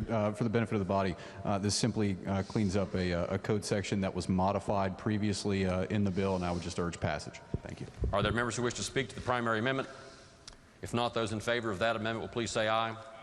Those opposed, please say no. The ayes have. The chair declares that amendment adopted. The clerk will read the bill a third time. House Bill 2002. Committee substitute for House Bill 2002 relating to broadband. Are there objections to having the bill explained in lieu of having it read? There are no objections. The gentleman the 16th to explain the bill. Thank you, Mr. Speaker, and good morning. Before the House today, we have House Bill 2002 relating to broadband, and this bill represents our latest efforts in speeding the deployment of broadband and reducing the overall cost of expanding broadband service for West Virginians. It also significantly increases consumer protections as they subscribe to broadband internet service. Briefly, I'll try to describe the impact of each of the sections. In Chapter 17, which is relating to the Division of Highways, we simplify the treatment of broadband pursuant to discussions that Highways has had with federal highways regarding installation of broadband in rights-of-way and receiving expedited and simplified permitting access as any other utility otherwise would. Dig Once is being modified, which is our work that attempts to utilize when one provider or applicant has went through the regulatory process necessary to open a trench, that multiple providers have the opportunity to be able to get in there and not have to go through that very significant regulatory process. It's big for competition, and it's big for lowering the overall cost. Specifically, what we're doing with that is we've made some changes to definitions which ensure that it is more applicable more often. We've clarified that it only applies to trenches of 1,000 feet or greater, and that's a singular trench for those listening at home or perhaps over at the Division of Highways. We clarify that this applies to all disturbances. So it's not just when a broadband provider would go and open up the ground. If you're opening up the ground for more than 1,000 feet and you've went through the various regulatory hurdles, other providers will have the opportunity to be able to go ahead and put fiber in the ground. It's a very good piece of this bill. We require the Division of Highways as the principal agency which is ultimately tasked with granting a notice to proceed to build broadband with creating a flow chart of all the regulatory agencies necessary to take a look at this and what a provider would have to go through to be able to actually, get what's called a notice to proceed, which says, yeah, go ahead and dig and truly make shovel-ready jobs. In addition, we place a regulatory shot clock to force the regulators to prioritize consideration of the applications submitted by telecommunications providers. And so what that essentially says is they've got a certain period of time to consider. If they do not act and it just sits on somebody's desk, it's considered automatically approved. There is a system in there which allows for denials and the reasons therefore and for those to be able to be cured, but we will not have applications sitting on the desk of a regulator. In addition, we codify that the Office of Broadband exists. It does currently exist. It was created, I believe, in October. It's a somewhat small office, but there's been a lot of moves with broadband and funding and various things. We're just codifying that it exists because we feel that is a very important office, and they've been doing great work thus far. In addition to that, in order to codify it, or while codifying it, we're adding certain duties to that office, and so we're telling them, placing certain mandates on what the office must do, and we've made a delegation of authority between the Office of Broadband and the Broadband Council, and required that the two of them coordinate. So the council I sit on as a member of this body, and we've got senators that do that as well, and numerous members of the public and executive agency officials. Trying to expand broadband. We mandate the creation of the West Virginia Broadband Availability Map, which has been put out, and we mandate that it be updated. In addition to that, we also have a broadband adoption map. So to the degree that we're able to know that someone actually has broadband at their home, we'll be able to have that data. The bill also defines an area as unserved if that area does not have from at least one provider 25 megs down and 3 up. That's the federal definition, but also that they must have an option for truly unlimited with no arbitrary data caps and no arbitrary throttling of speeds. And what that means is where after you've transferred a certain amount of data, even if the network could handle it, they arbitrarily slow you down. And so that's in there. We additionally define underserved as all the things I said there, except from at least 2 providers with 100 megs down and 50 up. It incorporates a lot of input that we've had from numerous members of this body and some outside organizations, including the AARP. We've incorporated additional consumer protections, including notice of increase in prices for service. It includes, for the first time, an automatic credit or refund due to a subscriber who, through no fault of their own, for 24 hours or more, is without broadband service, as is done in the cable television industry.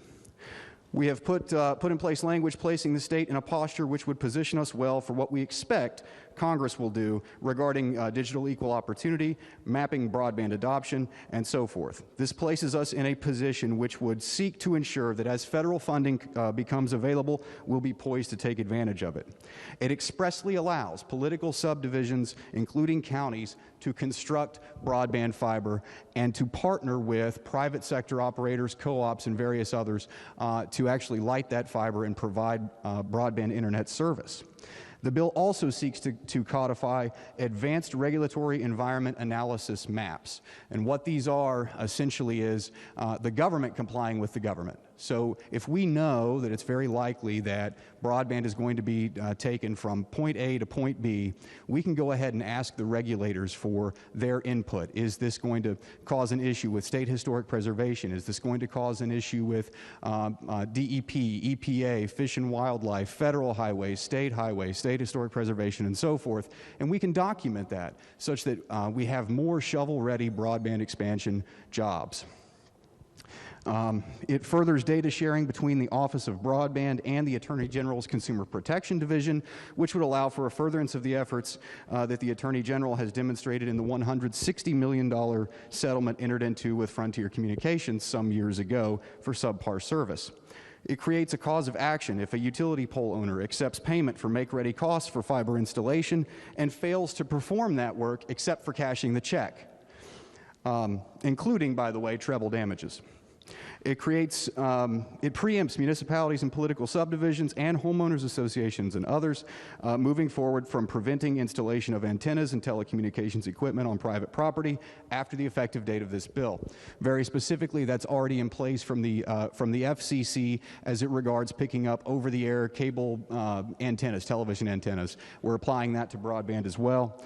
And it also expressly allows the Senate Committee on Transportation and Infrastructure, the House Committee on Technology and Infrastructure, and the Interim Committee on Technology to compel executives from various companies which are receiving federal or state support, monetary support for broadband expansion to come and testify before us, and so that we can make sure that our public dollars are held accountable. Mr. Speaker, that is a summary of the bill. I'm available to answer any questions, and of course, I urge passage. The question is, shall the bill pass? The gentleman from the 67th, Doug Doyle, is recognized. Thank you, Mr. Speaker. Would the gentleman yield? You mentioned co-op once. I wonder if you might go into a little bit of detail about how the bill addresses the co-ops, which are similar to the electric co-ops in the 1930s, which I will say, in my view, had a lot to do with the success of the rural electrification effort of the Roosevelt administration. Certainly. So this builds on our work from 2017, which was House Bill 3093, where we created co-ops for internet services. And we modeled that after the Agricultural Co-op Association statutes. And the bill intends to spur broadband development in rural areas.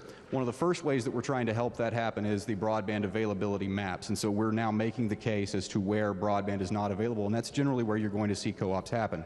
In addition, this bill specifically states that political subdivisions of the state of West Virginia can build and partner with those co-ops. So one of the biggest problems that we've had with co-ops getting started and getting going has been a lack of available funds that some of our political subdivisions may in fact be available to receive. And so they're able to actually help to build the infrastructure, and then they can partner with those co-ops. And that is specifically in this bill in 31G3.3. Thank you, sir. The gentleman to 66, Doug Espinosa. Chairman, continue to yield. Chairman does yield. Thank you, Mr. Chairman, and appreciate your leadership on this important piece of legislation. In looking at the abstract and comparing that with the engrossed bill, the abstract referred to a section, just a moment, excuse me.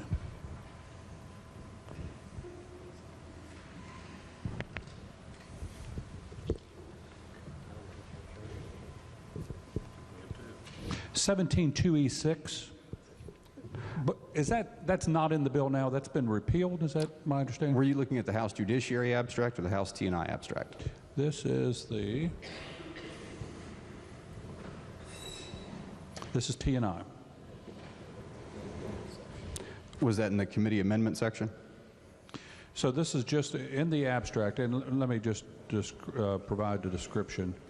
It says, creates a new section 17.2E6, which reiterates that fair market value for purposes of right-of-way access is $0. Correct. That has been simplified with suggested changes from the Division of Highways regarding, in fact, not even having to require that whatsoever if they receive utility treatment, and so that was part of the T&I committee amendment.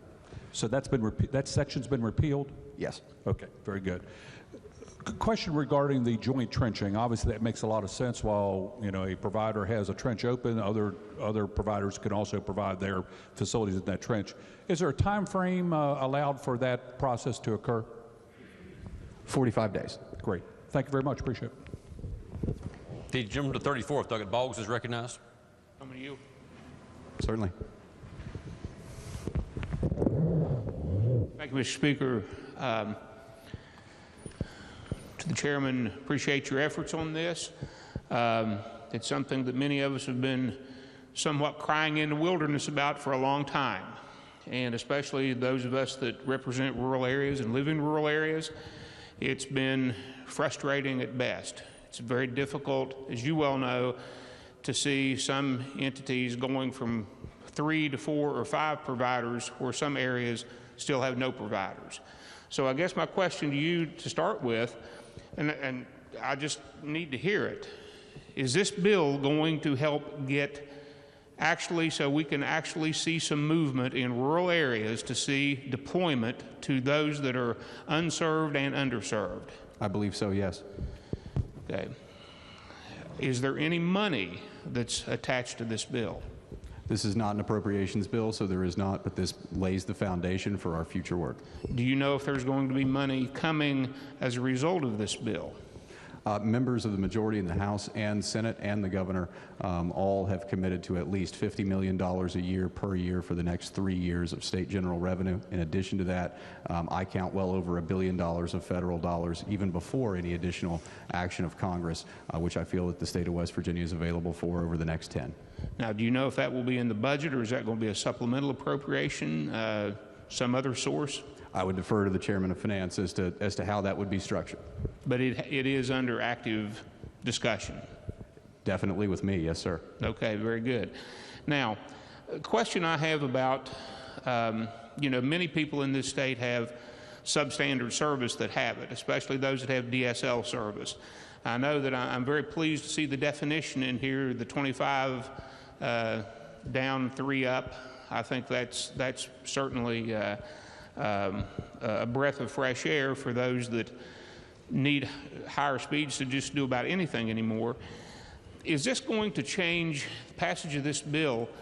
Are we going to be classifying some people now that actually have service as underserved because of the speeds? So underserved was never defined in code prior to now. Unserved, if they're not at least at 25.3, the 25.3 was already in code, but there's some additional language in that definition. I would state to the gentleman that some entities, and I won't name names, have called their internet, quote, high-speed internet, but not broadband, because broadband is a legal term of art, meaning by FCC definition at least 25.3, and some of those entities will market their substandard service that is significantly beneath those speed tiers as high-speed internet. Well,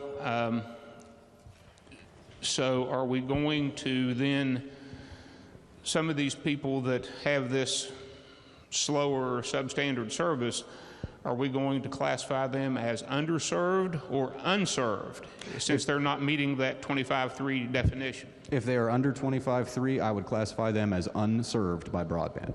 Okay. Now, the reverse auction that took place,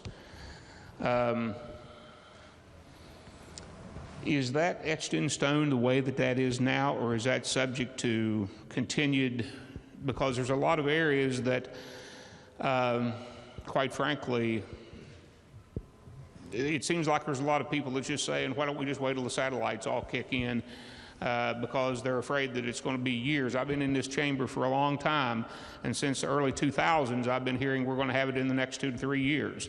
And I'm very concerned that many of our areas of the state are losing population as a result of this and this alone. Well, I would agree, the FCC's Rural Digital Opportunity Fund, the first phase 1 of that auction has already taken place, and the FCC is currently looking at what's called the long-form applications of the successful bidders. They have not yet made their ultimate determination as to whether or not they will approve those, and so those are still pending. If any were not approved from any entity which want to bid in the state of West Virginia, those dollars that were associated with those census tracts that they must serve and the census tracts themselves would be available in round 2 of the Rural Digital Opportunity Fund, which by my recollection, and please don't hold me to this as an exact figure, will have well over $12 billion nationwide for broadband expansion. Okay.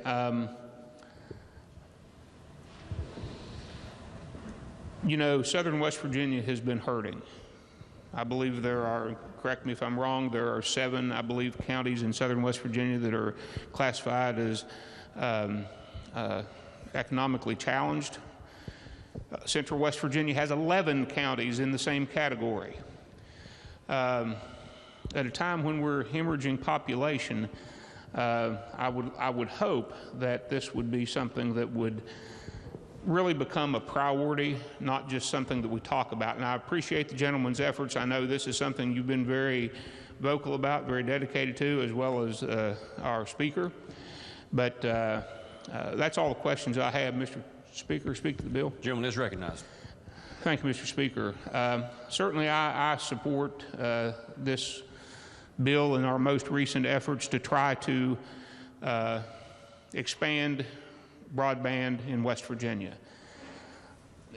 Ladies and gentlemen, this is something, and I don't need to tell you this, each of you know this, but I think that sometimes our constituents think that we forget it because we've been talking about this for so long and we've seen so little progress. And it's really hard to go home every year and say, well, we passed a broadband bill. Well, we did this for broadband, but nobody sees anything change. Nobody sees anything change. Shame on us for letting this happen, that nothing changes. We have got to really make, I believe, an all-out effort from the governor's office, our congressional delegation, right on down to the House and the Senate. Many areas, I know most areas of West Virginia, we're losing population in massive numbers. probably only a few counties in the Eastern Panhandle and around the Morgantown area and maybe Putnam County are gaining. Some are staying stagnant, but the vast majority are losing population. And the number one thing I hear, I'm halfway between the Clarksburg-Charleston area and the Clarksburg-Morgantown area and the Charleston-Huntington area. People would love to live in central West Virginia. They drive through, they see a great road, they're impressed. But they can't get high-speed internet service unless they just happened to find a place where there's cable, which is the cable system is very good and very fast and very dependable. But we've got to do something, folks. I certainly support this legislation wholeheartedly. I have some concerns. I don't know why we're not using the Public Service Commission more as opposed to the Attorney General's office, but whoever we need to go to in order to move something forward and address these complaints, I'm willing to be open to it. But we have to do something to stem this outflow. And when people come through an area and they check, and you check all the boxes, schools, churches, all the different things that we have and we're so proud of in our communities, but we can't tell them that they have high-speed internet right on to the next place, whether it's another county or even out of state. So it was probably early in my career here, Gilmer and Braxton County came together, joined in a co-op, and we actually deployed, and we actually got threatened to be sued by Verizon when they still were in the landline business, that we couldn't do that. Well, we did it. And I dared them to sue us because you're not going to give us service anyway, so why can't we lift ourselves up by our bootstraps and try to do something for ourselves? But the problem is we didn't have enough money, Mr. Speaker, and we only just deployed a fraction of what we could have. All these years later, we're still in the same boat, and every time that we get teed up to have a great grant application, something changes and the rug gets pulled out from under, and then now we're going to do this reverse auction. So then our great grant applications fall by the wayside. Ladies and gentlemen, Mr. Speaker, I know you're committed to this. I'm going to be behind this bill, but I'm going to continue to be vocal. I'm going to continue to be assertive. And I urge each and every one of you to do as well, because if we don't do this, and we don't stop talking about it, and we don't start producing some results, shame on all of us. Shame on all of us. Thank you, Mr. Speaker. The gentleman of the 43rd, Doug Thompson, is recognized.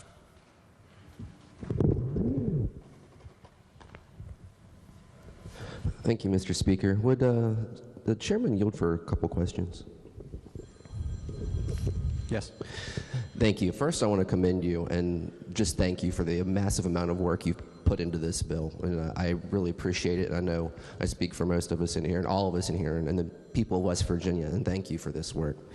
My question is, though, so right now, once the pandemic hit, in my district, I'm sure as my friend from the 43rd can probably attest to, we received many, many calls and complaints from constituents and people who were just massively frustrated with their internet going out, or very, very slow speeds to where the students couldn't, access their lessons online or communicate. So if in this bill, does it change as it was amended, does it change where complaints will be received? Does it go to the Attorney General's office now versus the Public Service Commission? Well, to the gentleman, one moment.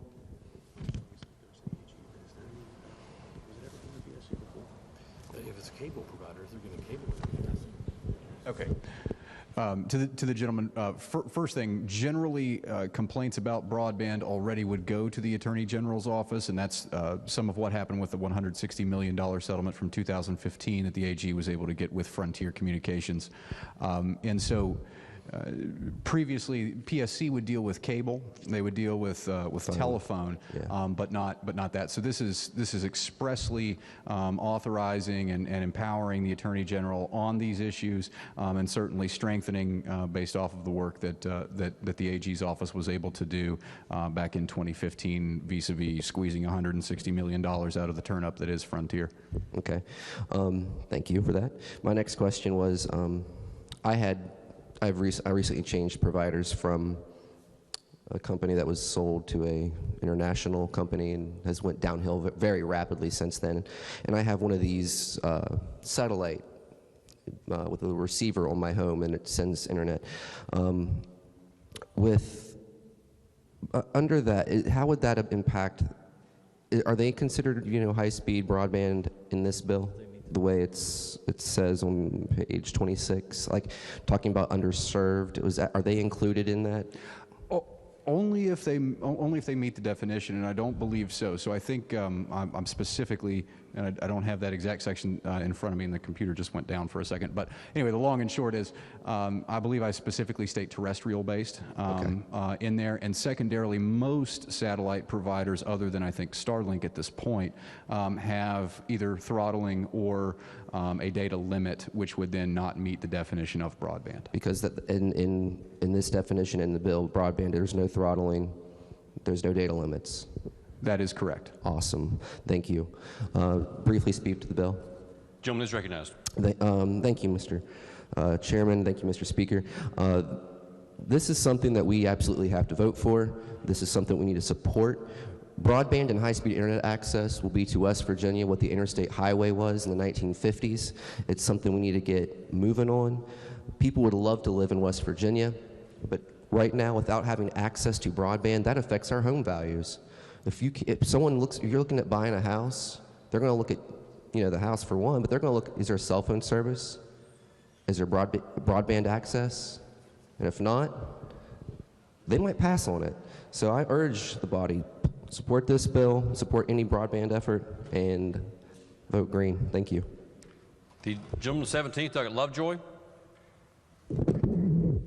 Thank you, Mr. Speaker. Wanted to speak to the bill briefly.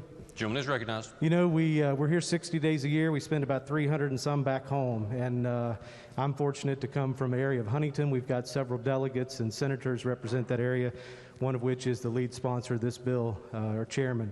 And I want to tell you that besides what you see here in those 60 days and the other 305, I have the privilege of calling him my friend. I talk to him several times a week, and I don't understand half of what we talk about when this broadband stuff comes up. But I promise you there's not a person here who's working harder. And I asked him when he came to this house, I said, what's your plans? What do you want this job for? And he told me one thing. He said, I want to be effective. I want to be an effective legislator. And by that, I think he meant that he wanted to make a difference and move the needle and push West Virginia forward. And my friend, I think you're doing just that. I'm proud of the work that you do. I hope everybody else here sees it. I'm proud to support this bill, Mr. Speaker.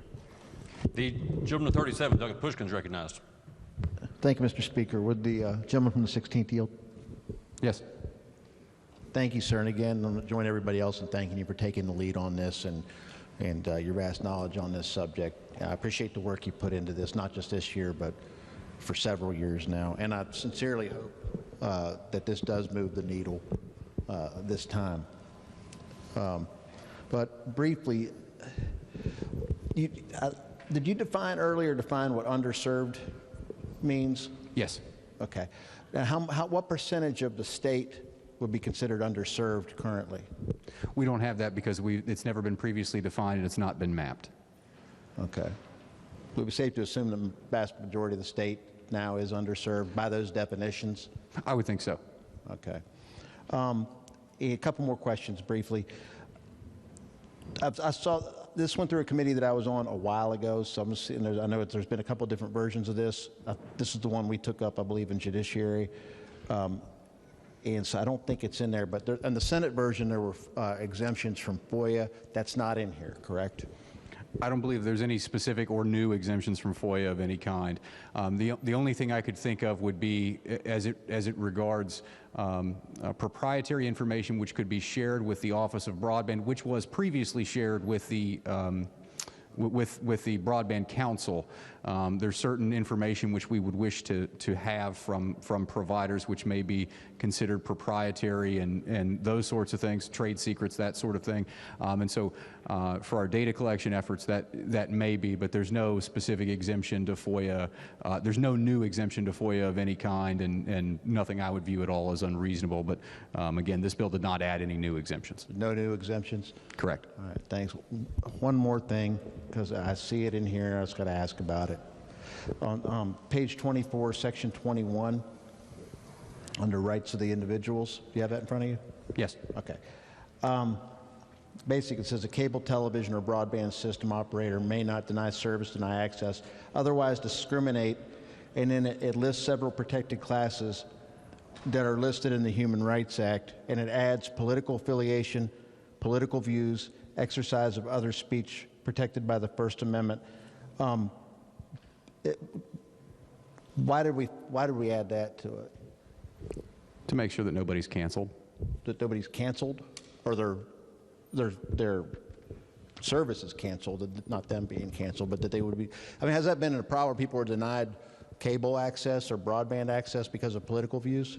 It's not just cable or broadband access. If you look at that section, it also even says channel users. I'm sorry, what? It also includes channel users. Okay. All right. Well, are we creating new protected classes here? I would say that First Amendment protected speech is not really a new protected class, and political views are protected under the Human Rights Code. Political views are protected under the Human Rights Act? And it would already generally be applicable. It's just restating it. Okay. Now, is political affiliation, is that a mutable characteristic? Probably we have not. some examples of that here in the House, of that being it's a mutable characteristic, right? If the gentleman thinks so. Okay. Thank you very much. Sure. Briefly. I'm going to support the bill. I sincerely hope this does the trick and it does expand broadband. I will say that obviously we are creating a political class or a protected class here with this part of it. I'm okay with that. I don't know if this is the place to do it. I would love for us all to come back, get together, and actually update the Human Rights Act to protect some non-mutable characteristics too. Thank you. The gentleman to 36, Doug Rowe, is recognized. If the gentleman would continue to yield. I should start with congratulating you on the work that you do on this issue. And I do not have the expertise needed to ask some of the probing questions that may be appropriate. But I wanted to ask about unserved area. And I'm wondering if someone like Elon Musk puts up satellites to provide internet connection without wire, would that make us, could that possibly make us take us out of unserved area category? I believe I've made reference to terrestrial broadband, which would mean it would have to be from this planet, not off the planet. Okay. Now, is that what the FCC provides?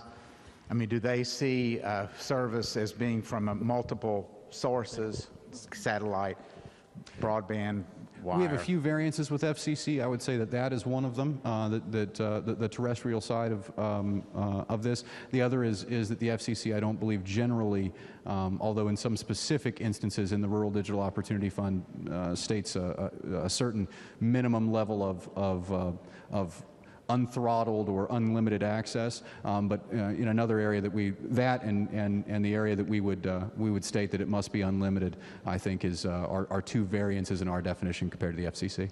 But the FCC does perceive that service includes not just broadband wire, but satellite, electronic, other sorts of service. Yes, they do. Starlink, in fact, participated in the Rural Digital Opportunity Fund. All right. Now, one of the first questions I have is, why are we setting up yet another independent office? But as I understand it, the purpose of this new office is to push development of the broadband network. as opposed to, say, the PSC's role, which is just to make sure that the billing for the middle mile for utility companies is appropriately dealt with in terms of rate making. I think the AP has already issued a notice where they want to raise everybody's electric rates in order to pay for their broadband work. Are you aware of that? So there's a lot to unpack there, but I'll try to go to each one. Number one, the Office of Broadband, we're just codifying that it exists, but it already exists. So this legislation does not create a new office. It does in fact already exist. That was created by the executive, again, I think back in October. They have a director, about a 4-person staff, and I think the reason for that was a recognition that much of what's going on vis-a-vis broadband is happening a little bit faster even than we could assemble the various members of the Broadband Council once a month. So I think that is thing number one. And I'm sorry, could you go into the remainder of your question? On that, the Office of Broadband is under an executive order, was created in October? It's a part of the Department of Commerce. Okay, and will it go with the development department, or will it stay in Commerce? Do you know? To be direct, Delegate, I'm not sure. But its purpose is to push development, not just to regulate or control. It's to push development as much as possible so Correct. we can get it out. To the gentleman, there was you had a question there about PSC versus why we would have this office, and what I would say is that this office is to work to facilitate each and every actor possible in the state of West Virginia to run and expand and compete with broadband access, and specifically, and I've mentioned this in conversations, we're at a fork in the road. And to be very direct, that fork in the road is, do we accept a regulated monopoly or duopoly, which tell me the approval ratings of West Virginia American Water, as a for instance, right? Versus, or how about the regulated telephone monopoly, that being Frontier? So you've got that versus trying to increase competition, choice, and the free market pressures. And I think this bill and much of our work in this legislature has taken the tack that we want people to have choice and competition and quality and the free market pressures that would be inherent, just like you have with various and sundry delivery services like UPS and FedEx. And I look at broadband delivery as just any other delivery service that operates upon infrastructure which the government may build. Is the Broadband Council eliminated or incorporated into this procedure? The Broadband Council is continued. There was some delegation of which responsibilities and duties were best suited to a full-time staff versus sort of a once-a-month meeting. And we've tried to do that in a very bipartisan way, and we've reached out to the Broadband Council chairman, and I believe he's good with the bill. But the PSC's role is very limited, correct? Correct. And it really just deals with the utilities that are working in broadband and putting increased rates on their rate base. Okay, so you're going into House Bill 4619 from last year, and actually to the gentleman from Braxton, I actually wanted to respond a little bit to that. And so they aren't delivering broadband. They are creating some of the infrastructure. But interestingly, one of the things that they've been doing with that is that any revenues that they generate based on leasing access to an actual broadband provider, which in the instance that you're discussing, there is in fact already a broadband provider which has signed up to operate off of that. Any dollars that come in off of that actually get passed back to the ratepayers, and so I would make the argument that there's an opportunity to utilize that model and expand broadband and lower electric rates. So the folks who are receiving the service directly will make payments, and then those payments can reimburse and lower the rate base. Essentially. When it gets set up. All right, and the Public Service Commission has a lot of experience in terms of complaints and that sort of thing, but in terms of broadband, it really hasn't done any of that. That's accurate. In terms of broadband, the Public Service Commission has little or no role unless there are multiple companies that operate one regulated service as well as broadband, as would be the case in cable or telephone. Thank you, sir. May I speak to the bill? Gentleman is recognized. I just want to say, Mr. Speaker, that I support the bill and I support the work that's been done. The gentleman 32nd, Douglas Fast, is recognized. Would the chairman continue to yield? I appreciate your thorough presentation about 25 minutes ago. But you mentioned something about home antennas and FCC regulations and compliance and so on. Can you expound on that? Does this bill prohibit home antennas in any kind or anything like that? No, this in the instance of trying to pick up over-the-air channels, so an antenna that would be utilized so that you can get over-the-air television service. The FCC currently preempts anyone from enacting a law, ordinance, or agreement which would prevent someone on their private property from installing the antennas necessary to receive those over-the-air channels. What this bill seeks to do is to take that same tact to any antennas which would be utilized on private property for the benefit of that private property owner to receive broadband. Okay, so the current antennas that we have or people have will still be allowed to be used? Absolutely. This furthers that protection and certainly does not outlaw it. Thank you. Does the gentleman 16th, Douglas Limbaugh, wish to close debate on the bill? Yes. The gentleman is recognized. Thank you, Mr. Speaker. I'll be very brief. There's been a lot of discussion in this chamber here this afternoon now regarding what we're doing. And the gentleman from Braxton, I agree with him wholeheartedly. We've got to do something on this. I feel like this is the first step this year, and I don't think it's the last step that we'll take this year.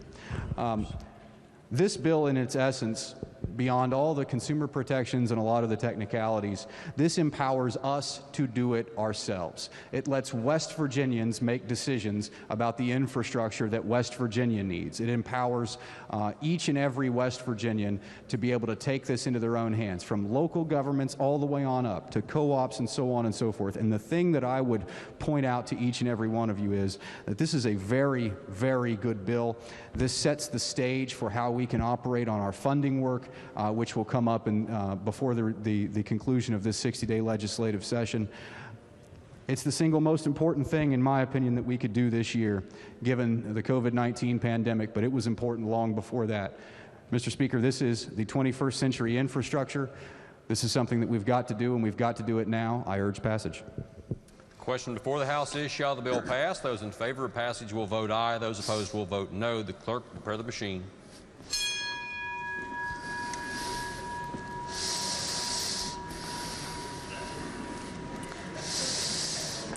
Has every member voted? If so, the clerk will close the machine and ascertain the result. On that question, there are 98 ayes, 1 nay, and 1 member absent not voting. A majority of members having voted in the affirmative, the chair declares the bill passed. The clerk will please report the title. Committee substitute for House Bill 2002 relating to broadband. Are there amendments to the title? Committee on Technology and Infrastructure moves to amend the title. Question before the House is the adoption of the title amendment. Those in favor of the title amendment will say aye. Those opposed will say no. The ayes have it. The title amendment is adopted. The title of the bill will be as amended by the House. The clerk will please communicate the action of the House to the Senate. Are there objections to reordering the calendar to now take up committee substitute for House Bill 2093? There are no objections heard. Clerk will please report 2093. Committee substitute for House Bill 2093 relating to exemptions for the United States Department of Veterans Affairs medical foster homes. Are there objections to having the bill explained in lieu of having it read? There are none. Lady from 38th, Doug Graves, to explain the bill. Thank you, Mr. Speaker. House Bill 2093 clarifies that a medical foster home approved by the United States Department of Veterans Affairs is exempt from OFLAC and West Virginia CARES regulations. The VA recognizes and approves medical foster homes for the placement of veterans. When a veteran is placed in an approved home, the VA will provide inspections to ensure that the home continues to meet the requirements, as well as provide oversight and ensure that the caregivers are trained. I urge passage. The question before the House is, shall the bill pass? Are there members who wish to speak to passage of the bill? If not, those in favor of passage will vote aye. Those opposed will vote no. The clerk will prepare the machine.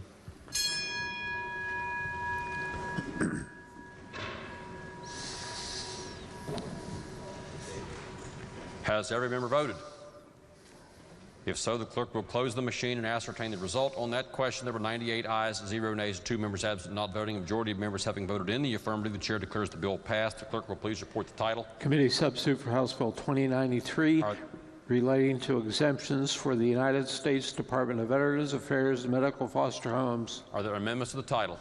If not, the title as read by the clerk will be and remain the title of the bill. The clerk will please communicate the action of the House to the Senate. Next bill on third reading. Committee substitute for House Bill 2024, expand use of telemedicine to all medical personnel. Are there objections to having the bill explained in lieu of having it read? There are no objections. The gentleman of the 28th Delegate Pack to explain the bill. Thank you, Mr. Speaker. The purpose of House Bill 2024 is to permit licensed health professionals from other states to practice in West Virginia using telehealth services after they register with the appropriate West Virginia board. Each healthcare board will establish a registry and set forth the requirements to obtain placement of the registry by emergency rule. This legislation does provide several criteria which the board shall include in their emergency rule, including that the applicant is in good standing and not currently under investigation or subject to administrative complaint, and the fee may not be more than the current licensure fee. It clarifies that the registrant is subject to discipline by the appropriate West Virginia board and that the person has subjected themselves to the laws of the state and its judicial system. That's the bill, Mr. Speaker. I urge its passage. The question before the House is, shall the bill pass? Are the members who wish to speak to passage of the bill? If not, then those, yes, the gentleman of the 30th, Delegate Bates, is recognized. Thank you, Mr. Speaker. Will the chairman yield? Yes. Just very briefly for the body, is there anything in this bill that deals with the issue of payment for services provided through telehealth? There is not. Thank you, Mr. Chairman. Thank you, Mr. Speaker. Are there other members who wish to be recognized on the bill? If not, those in favor of passage will vote aye. Those opposed will vote no. The clerk will prepare the machine.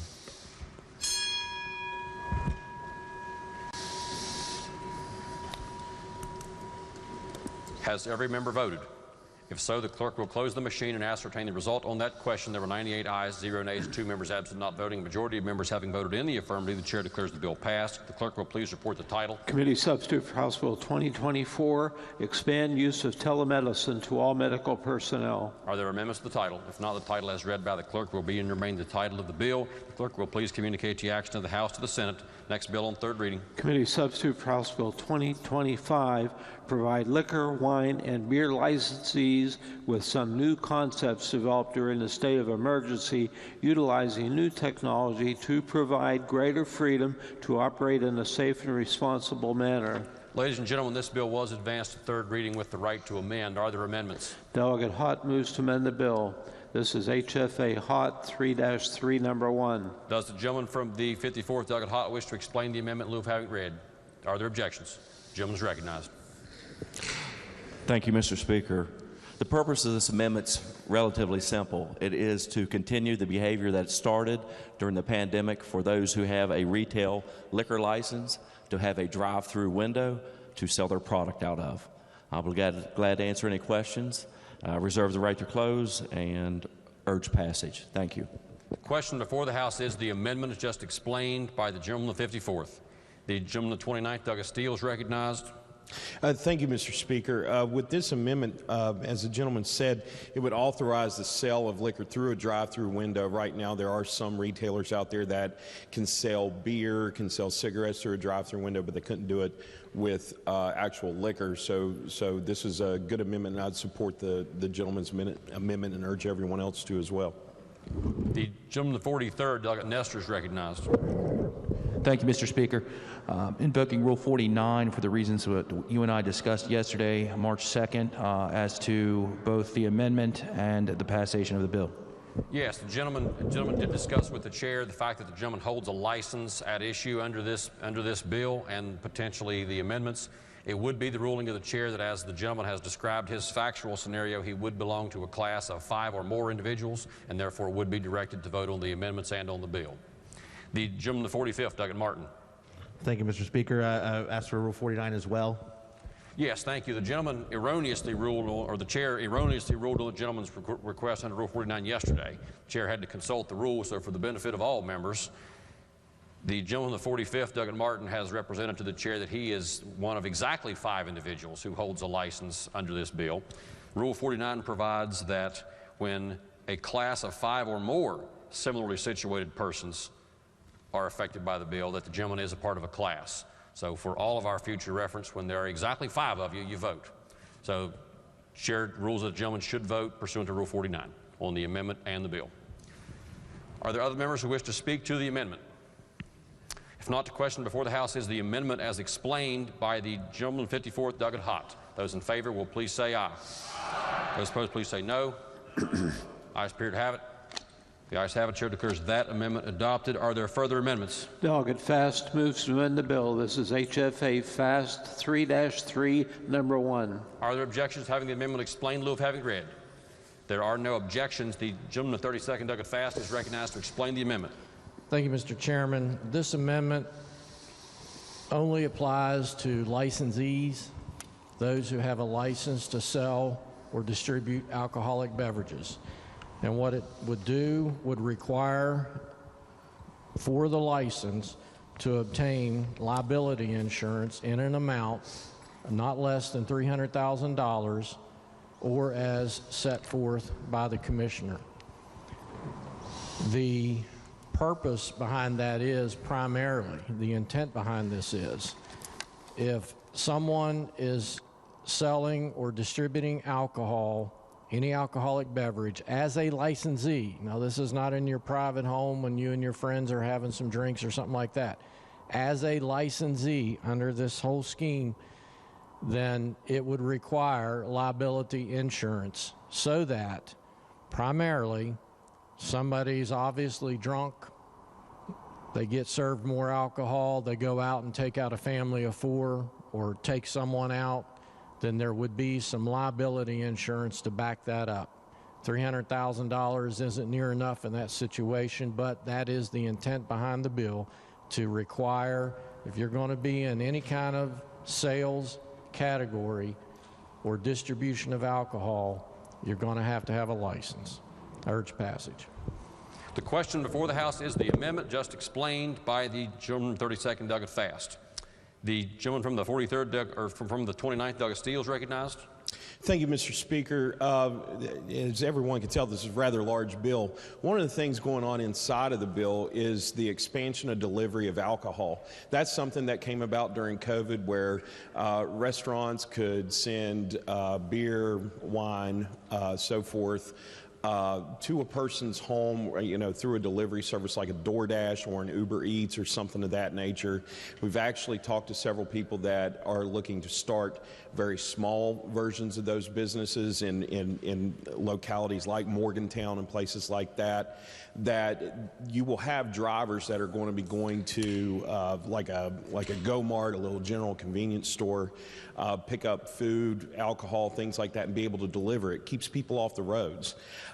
Based off the way the gentleman's crafted this amendment, those people would be considered licensees now under the code.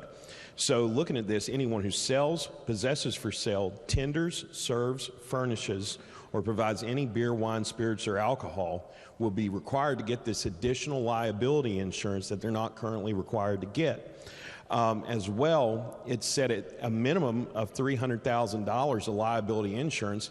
Most of these drivers do not have that high of policy limits. Actually, very few people have that high policy limits while they're driving.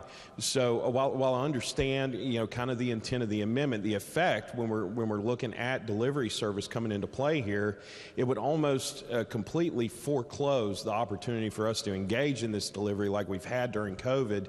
And I would ask the body to remember, regardless of how you feel about alcohol being able to be delivered, the thing you got to remember is the people who were engaging in extra employment due to economic constraints during COVID, those folks still haven't seen a whole lot of relief yet. I know lawyers that are friends of mine that are doing DoorDash at night, trying to make ends meet. I mean, this is affecting literally everybody, and by putting this as an additional requirement on those drivers, it could severely hamper that opportunity for folks to have that gig work. And so I would urge rejection of the amendment. Thank you. The gentleman from the 12th, Douglas Westfall, is recognized. Thank you, Mr. Speaker. Speak to the amendment. Gentleman is recognized. I have to agree with the chair of GovOrg. State minimum limit to liability for autos, $25,000, $50,000, $25,000. So we're requiring some of these drivers that the chair of GovOrg just said, trying to make $1 to raise the limit to $300,000. I recommend, because what I do as a living, to have higher limits and stuff, but the state of West Virginia does not require that. So unless we want to increase all limits, which never passed this House, I have to disagree with the Vice Chair amendment, but also when it calls about business owners' policies, possibly selling, distributing. Any business owner's policy you buy, if you're a restaurant or if you're a retailer or whatever you are, you're probably going to have $1 million limits liability anyway. That's what most insurance agents recommend. The price between $300,000 and $1 million on business owners is very minimal, and some of them want a number on top of that, maybe $5 million. For those reasons, I have to disagree, and I think we reject the amendment. The gentleman from the 36th Delegates row is recognized. Mr. Speaker, I'm not able to find the amendment on the page that's referenced on the amendment I have. It says page 37, and I think it's supposed to be page 32. The line matches at 55. And I just want to confirm that it would be an amendment to page 32. Chair will ask the clerk to confirm.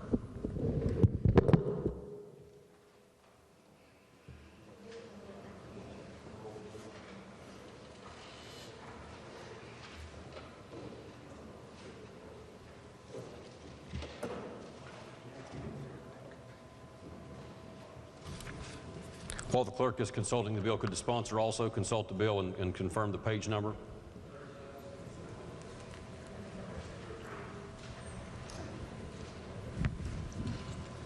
$38. 38 now, 40, 45 and a half, 50, 55. I don't know what we're working. I'm just lost.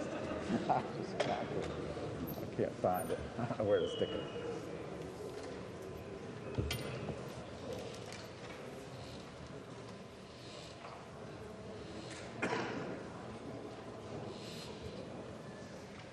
What's wrong with stupid? You've said so real quick, right? The longer they take it, the better it is for me. I don't know where it goes. I swear to God, I don't know where it goes.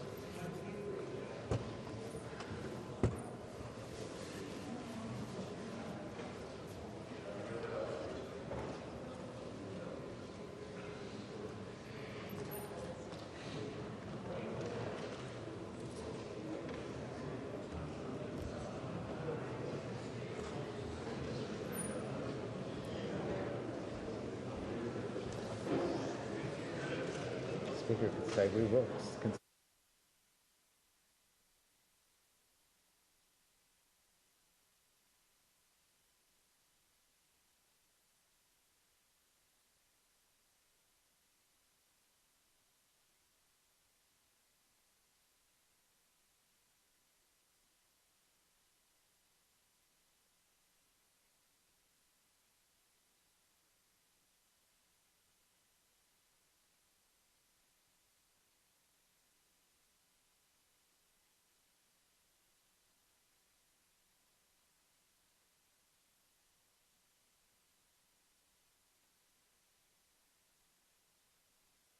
Ladies and gentlemen, the House will please be in order. To the gentleman from the 36th Delegates row, to the extent that is a point of order, it is well taken. The gentleman is correct. The proper reference to the amendment in the engrossed committee substitute that's available on your system is page 32, following line 54, inserting as number 11 the text of the amendment available in the system. Are all members clear on what's before the House? Okay. If so, the gentleman from the 43rd, Dr. Thompson.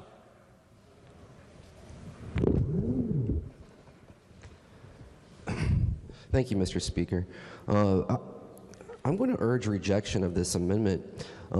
My family has owned and operated a small establishment for the last 60 years, and you know, it's a great little place. If you guys are ever up in Randolph County, come over and check it out in Bemis. But requiring this amount of liability insurance would put small businesses like my family's out of business. Requiring that, we've never had any issues. It's a good small business. And requiring that amount, that's just going to put us out of business. So please reject this amendment. The lady to the 35th, Doug Young, is recognized. Thank you, Mr. Speaker. Will the sponsor of the amendment yield for a question? As I read it, it says that the liability insurance will be in an amount to be determined not less than $300,000. Is there a ceiling for that? No. So it could be any amount? As directed, $300,000 minimum, or as directed by the commissioner, but no less than $300,000. But no maximum. So Yes. he could set it at $1 billion if he wanted to? I too. Okay, thank you. The gentleman, the 42nd, Doug Bruce, is recognized. Mr. Chairman, I'd like to speak in favor of this bill. I don't know how many people here realize that bar owners and sellers of alcohol do not have to have any insurance whatsoever. And I think this is a minimum that should be required for bar owners to protect the patrons and those who come they're serving. The gentleman, the 36th, Doug Rowe, is recognized. Would the gentleman yield for a question? I'm wondering what the breadth of it is. I'm just not sure. Is it folks who sell it, say, in convenience stores, as well as bars and private clubs? Is it across the board, all people who can dispense?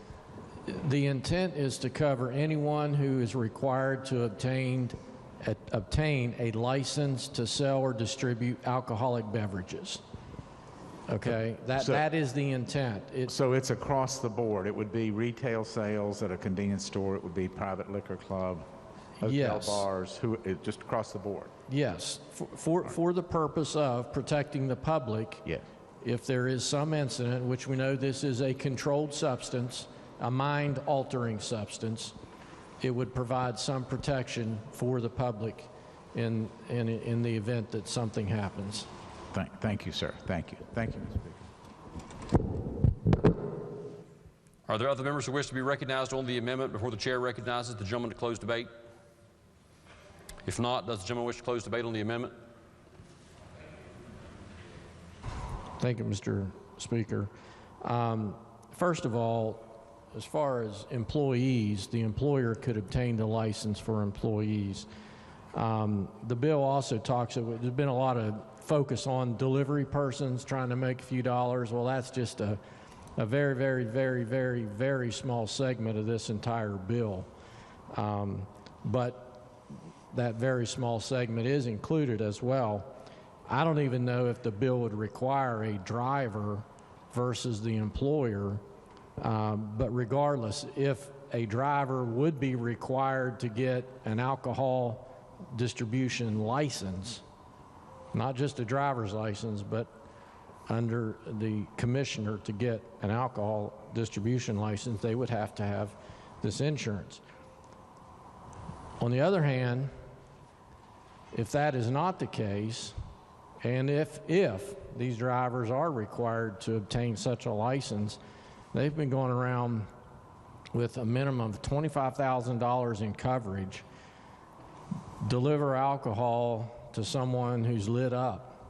And even though it also says that these drivers have to be trained in accepting and viewing ID identifications and things of that nature, they could go deliver this, and that person could then go and take out someone in an automobile accident, get behind the wheel. So I think it's way past time. There's nothing wrong with requiring insurance as a part of a license. And so I would urge passage, and Mr. Speaker, I do request the ayes and nays. Does the gentleman from 36, Doug Rowe, seek recognition? Does the gentleman from 43rd seek recognition? Rule 49, Mr. Speaker. Yes, for the reasons that the gentleman articulated to the chair, the gentleman is the holder of a license affected or potentially affected by this bill. It would be the ruling of the chair that the gentleman would belong to a class of 5 or greater individuals, and therefore would be directed to vote on the bill.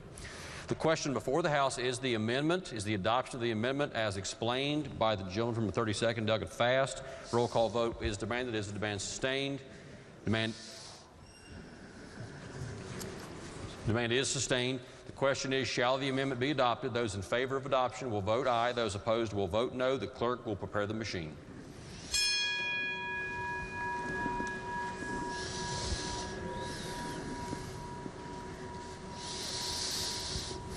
Has every member voted? Clerk will close the machine and ascertain the result. On that question, there were 23 ayes, 75 nays, 2 members absent, not voting less than a majority in the affirmative. The chair declares that amendment lost. Are there further amendments? If not, the bill will be read a third time. Committee substitute for House Bill 2025, provide liquor, wine, and beer licensees with some new concepts developed during the state of emergency, utilizing new technology to provide greater freedom to operate in a safe and responsible manner. Are there objections to having the bill explained in lieu of having it read? The chair does not hear objection. The gentleman from the 29th, Douglas Steele, is recognized to explain the bill.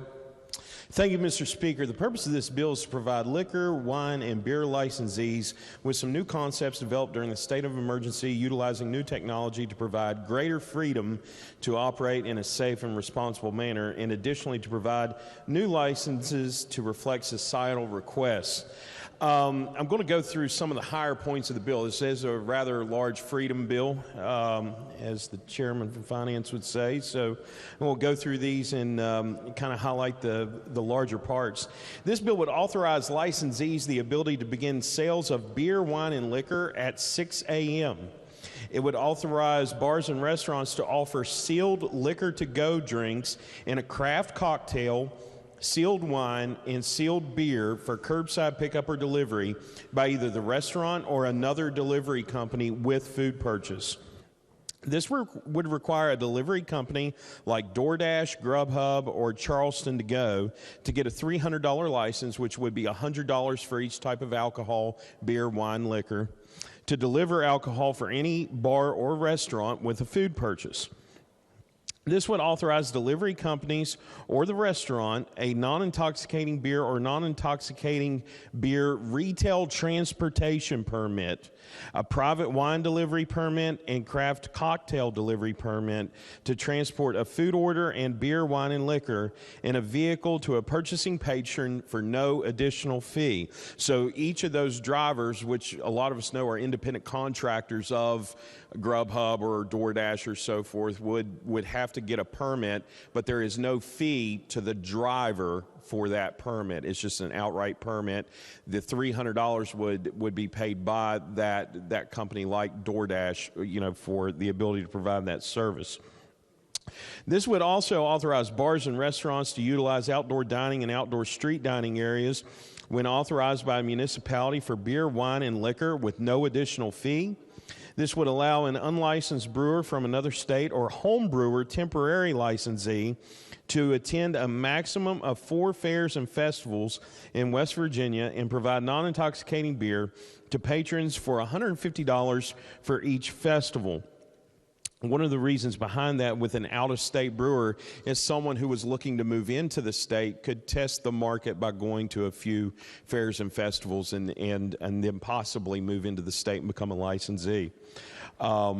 Permitting distilleries, mini distilleries, micro distilleries, wineries, and farm wineries to operate a private manufacturer club which sells beer, wine, and liquor on their licensed premises, which can include outdoor spaces with a $1,000 fee. Right now, they're unable to do that for tasting events and so forth. This would expand that opportunity for our distilleries a little bit. Permitting owners of distilleries, mini distilleries, and micro distilleries to operate wineries, farm wineries, brewers, and resident brewers, and vice versa for wineries and farm wineries.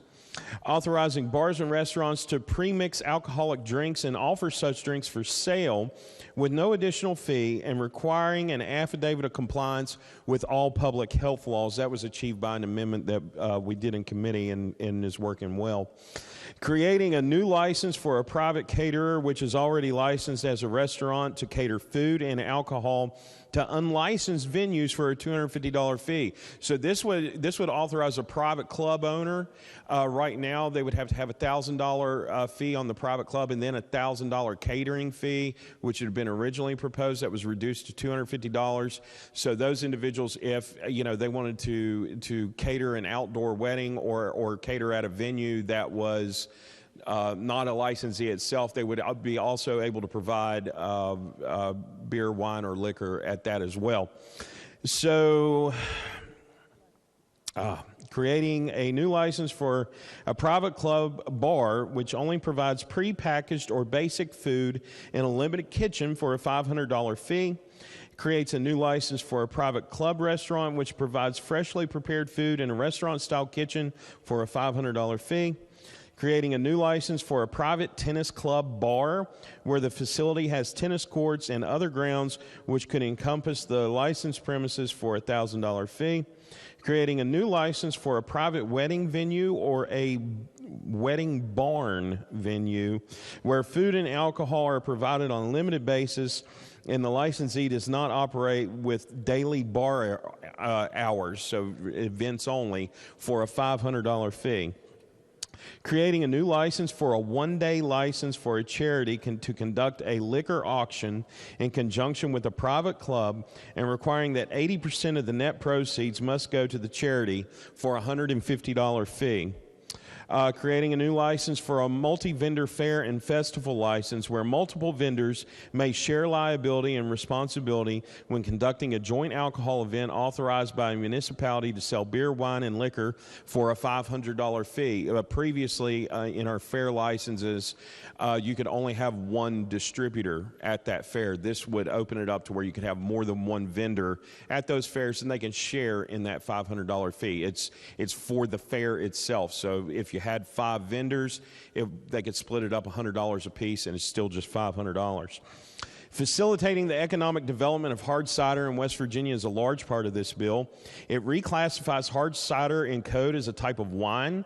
It establishes a hard cider tax of 0.226 cents per gallon, requires tax collection, and it creates a new fund for the Department of Agriculture to facilitate fruit production for use in hard cider.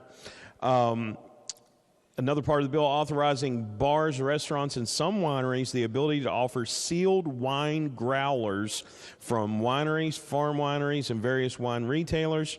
Reduces the fees for private hotels, floor plan extensions, fraternal or veterans organizations, private golf clubs, bars, or restaurants with greater than 1,000 members, and other similar types of licensees, and establishes an exemption from the unlawful admission for bars, restaurants, fairs, and festivals for persons under the age of 21 by either requiring these venues to use an age verification system or for those persons under 21 that are accompanied by a parent or guardian. And that clears up some problems that were in some of the fairs and festivals that we had of people under 21 not being able to go. It just puts that restriction at the point of sale. Mr. Speaker, that is the bill, and this is the way. The gentleman from the 59th, Douglas Reed. Thank you, Mr. Speaker. I'd like to request a ruling under Rule 49 as would actually be excused from voting on this matter. I am a restaurant owner and the subject to the provisions of this act. As the holder of a license that's potentially affected by this bill, Delegate, it would be the ruling of the chair that you would belong to a class of 5 or greater individuals and therefore would be directed to vote on the bill. The gentleman from the 65th, Doug Clark.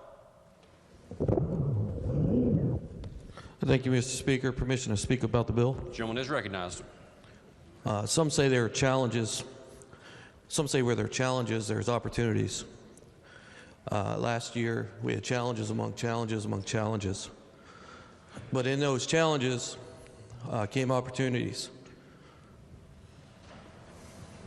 We got to try new ways of living, running our businesses, educating our kids.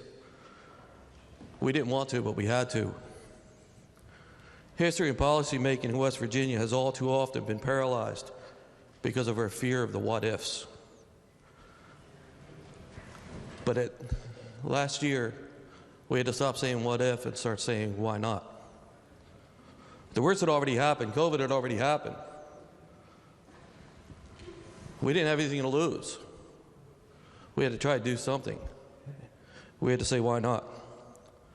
Probably the most distinct policy changes we saw was the alcohol policy of West Virginia. Our policies are so antiquated and out of date. This policy brings us up in the 21st century. Perhaps this bill should have been numbered House Bill 2020 because 2020 presented us with the opportunity to say, why not? Just over the border of my home county of Jefferson is Loudoun County. There are over 40 craft breweries, countless wineries and distilleries that are active today. In the state of West Virginia, there are 29 distilleries and craft breweries. In the entire state, there are 29. Loudoun County is just one county that borders the state of West Virginia, but it represents thousands of opportunities of lost income for the state. House Bill 2025 will lower the barrier for entry of new craft breweries,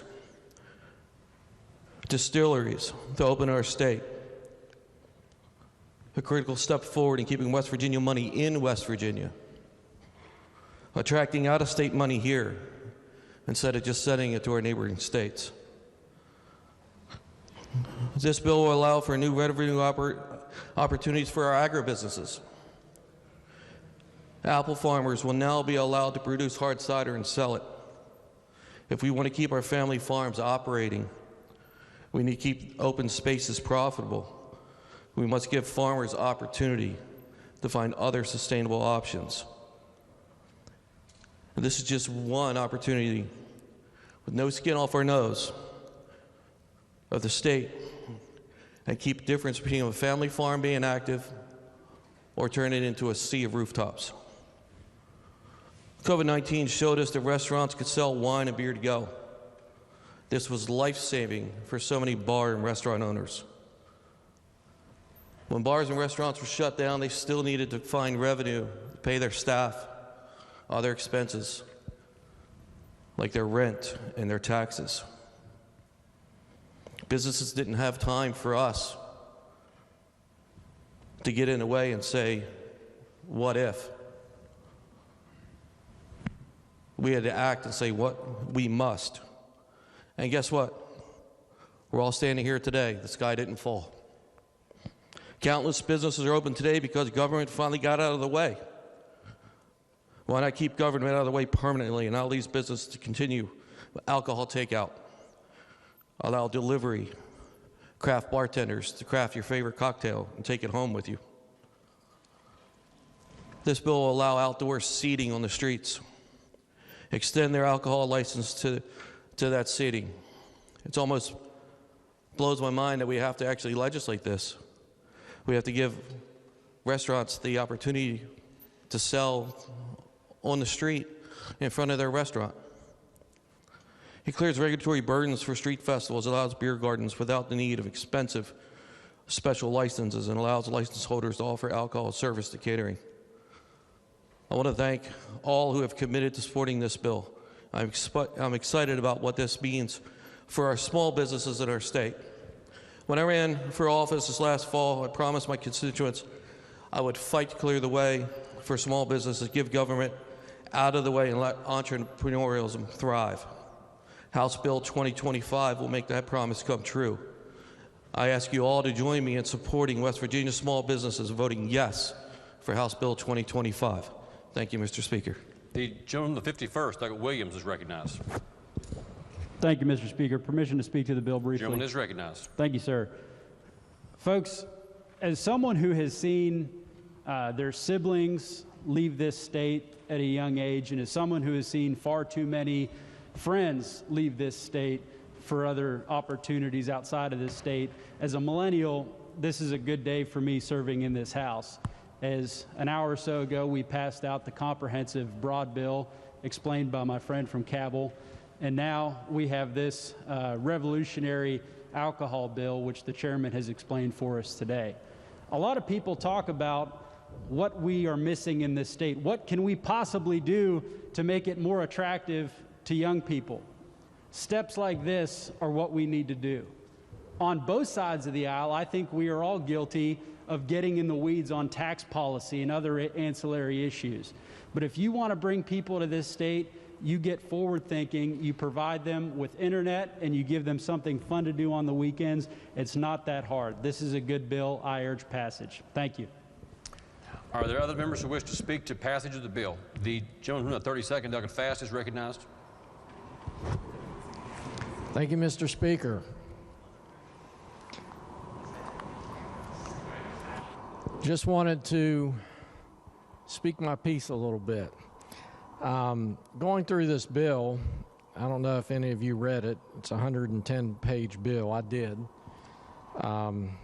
Pretty long. The requirement for a licensee to be able to deliver alcoholic beverages requires, on the first 10 pages or so, the sale of food. But it can be 30 packed bottles or cans with one meal, okay? A little lopsided there, so I don't even know why you put the food in there. I guess it just ought to be it's a beer delivery or an alcohol delivery. But that's just one point. 30 cans. There is created in the state treasury a special revenue account to be known as the Agricultural Development Fund. The expenditures from the fund shall be for the purpose of fostering and supporting the development of agricultural sectors such as hard cider. The commissioner shall establish a program to foster the development and growth of the hard cider industry in the state. So now, not only is it allowed, but the state is going to promote it. So now the state, in essence, is getting into the alcohol business. Hard cider, as the chairman explained, is reclassified as a wine. So now the state is not only allowing it, but promoting it. There's another section, no licensed mini distillery may produce more than 50,000 gallons at the mini distillery location. You'll have to excuse me there, that language was stricken. So the high level of 50,000 gallons per year has now been lifted. So now it's unlimited. Unlimited.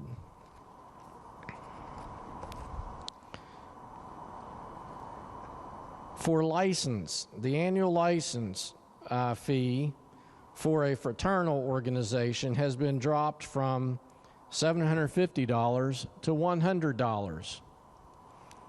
The annual license fee for a private club has been dropped from $1,000 to $500, making it very, very easy.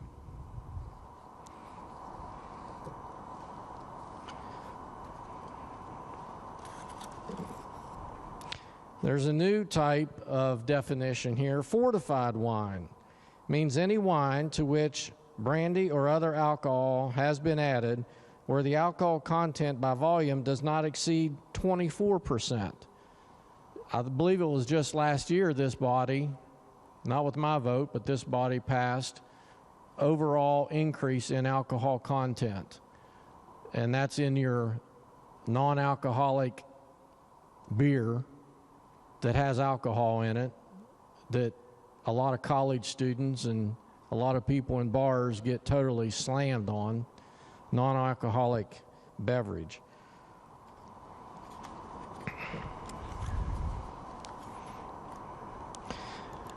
The bill changes the time that you can serve alcoholic beverages in several places under several provisions, and the chairman explained that. Some places from 1 o'clock to 6 a.m. That's a good time to start consuming alcohol at 6 a.m. I wouldn't think for a minute that somebody would have a problem if they have to have alcohol at 6 a.m. Importantly, 68.6C, and I think this is a classic, what we would call an oxymoron. The legislature hereby finds that it is in the public interest to regulate, control, and support the brewing, manufacturing, distribution, sale, and consumption. So you pass this, you're making a declaration that it is the legislature, this body right here, finds that it is in the public interest to support the sale and consumption of alcohol. Wow. Wow. That's just quite amazing. Now, why do I say that? I found a publication, had some very interesting information. National Institute on Alcohol Abuse and Alcoholism. Prevalence of binge drinking and heavy alcohol use. In 2019, 25.8% of the people ages 18 and older reported that they engaged in binge drinking in the last month. Alcohol use disorder. People ages 12 and older, according to this study in 2019, 14.5 million people ages 12 and older had alcohol use disorder. 14.5, and that's in the United States. 14.5 million people ages 12 and older had alcohol use disorder. Youth ages 12 to 17, according to this study, an estimate of 414,000 adolescents ages 12 to 17 had alcohol use disorder. According to this study, about 7.3% of adults ages 18 and older who had alcohol use disorder in the past year received treatment in the past year. Alcohol-related emergencies and deaths in the United States. The rate of all alcohol-related emergency department visits increased 47% between 2006 and 2014, which translates to an average annual increase of 210,000 alcohol-related emergency department visits. Alcohol contributes to 18.5% of emergency department visits and 22.1% of overdose deaths related to prescription opioids. An estimate of 95,000 people die from alcohol-related causes annually. 95,000, making alcohol the third leading preventable cause of death in the United States. Between 2011 and 2015, the leading cause of alcohol-attributed deaths due to chronic conditions in the United States were alcohol-associated liver disease, heart disease, stroke, unspecified liver cirrhosis, liver cancer, dysrhythmia, alcohol abuse disorders, breast cancer, and hypertension. In 2010, alcohol misuse cost the United States $249 billion.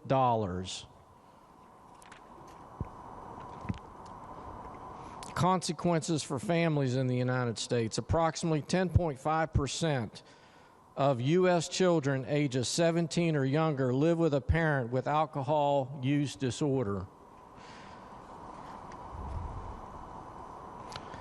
Alcohol is a factor in the deaths of thousands of people younger than age 21 in the United States. This includes 1,072 from motor vehicle crashes. That's according to the National Highway Traffic Safety Administration. 1,000 deaths in homicides. That's according to the Center for Disease Control. 208 alcoholic overdoses, falls, burns, and drowning. CDC. 596 from suicide. CDC.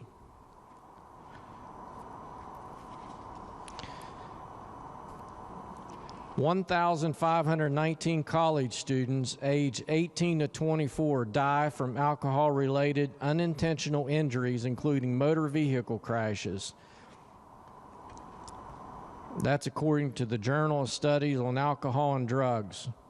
Each year, an average of 696,000 students age 18 to 24 are assaulted by another student who had been drinking.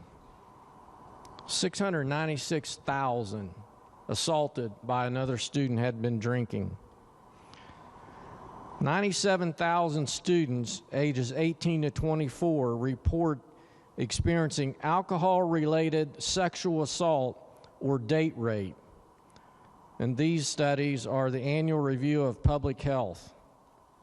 97,000 students report alcohol-related assault, sexual assault, or date rape.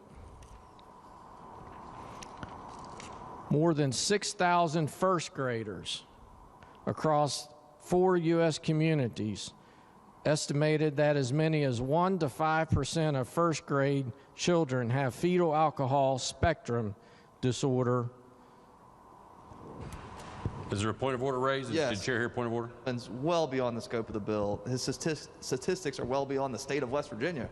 Let's stick to the bill and the merits at hand here, please. Well, the chair's allowed pretty wide latitude on all the bills so far this year. The gentleman is right. The gentleman is right. Under the rules of the House, we are expected to always confine our remarks to the substance of the bill. So there are other members seeking recognition. The chair will ask all members to stick as closely as possible to the substance of the bill before us.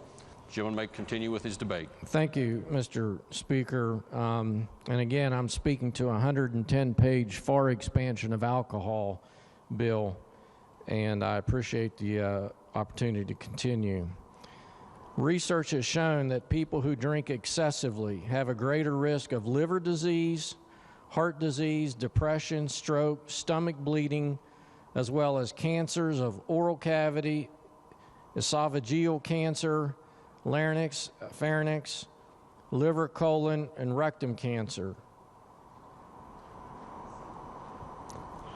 So when I read from this bill that you're going to get to vote on here in just a little bit, that the legislature hereby finds that it is in the public interest to support the consumption of alcohol, that's pretty bad, folks. That's pretty bad. You know, we can talk about money. If we have to place our reliance on alcohol to sustain this state, we're in a whole lot worse shape than any of us ever thought.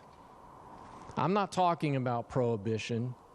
I'm talking about this bill, this 110-page bill that I believe probably most in here have not even read. But that, if you think about those statistics, think about the first graders. Think about the children 12 years old that I talked about. Think about the children who have parents who have this alcohol use disorder. What do drunk parents do? They batter their wives, they batter their children, they batter each other. I mean, I see it in my line of work all the time. Alcohol is probably the #1 reason why magistrates have to be on call 24 hours a day, because there's a domestic violence petition being filed because someone got drunk and beat up their girlfriend. Happens all the time. So, ladies and gentlemen, I might be talking to a brick wall here, I don't know. But I read you solid statistics. I think there's a point to draw the line. This is my 7th year here in the House of Delegates, and unfortunately, this body has passed so many alcohol bills in the last 6 years, it's unbelievable. This one here probably takes the cake. So, as you press your button, I would ask you to consider and keep in mind the people back home, the families, the kids, the first graders, the 12-year-olds. And I would urge rejection. Thank you, Mr. Speaker. The chair now sees no one seeking recognition at this point. Are there other members who wish to be recognized on the bill? If not, does the gentleman from the 29th wish to close debate on the bill? The gentleman from the 13th, Doug Penson, seeks recognition. Yes, thank you, Mr. Speaker. I'm not sure what happened there. I did have my button pushed. I can't allow my friend from the 32nd to be the only one to speak in opposition to the bill. When I ran for election, when I got elected, I came here to do several things. Like what we did earlier today to expand broadband, I did not come here to expand alcohol accessibility and consumption. Now, I will say that I believe that there's a lot that we can do to help businesses. I believe that there's a lot that we can do to help the young people of West Virginia. And in my estimation, this bill's not it. I appreciate the very technical, statistical information that my friend from the 32nd shared. However, I'm just looking at this from a practical perspective. I'm looking at this after 7 years of law enforcement dealing with the very issues that he referenced in these troubling statistics. I'll say that I believe that the bill went too far. It's 110 pages of expansion of the accessibility and availability of alcohol in our state. I don't believe that it's good for West Virginia, and I would ask for a no vote on the bill. Thank you, Mr. Speaker. The gentleman from the 37th, Doug Pushkin, is recognized. Thank you, Mr. Speaker. This might surprise a few people, but I actually find myself in agreement with the gentleman from the 32nd and the gentleman from the 13th on just a few points. I'm going to vote for the bill, but I agree with you all on a few points, and that is, of course, alcohol is poison. It's bad. You shouldn't drink it. It tears marriages apart. It makes people do stupid stuff.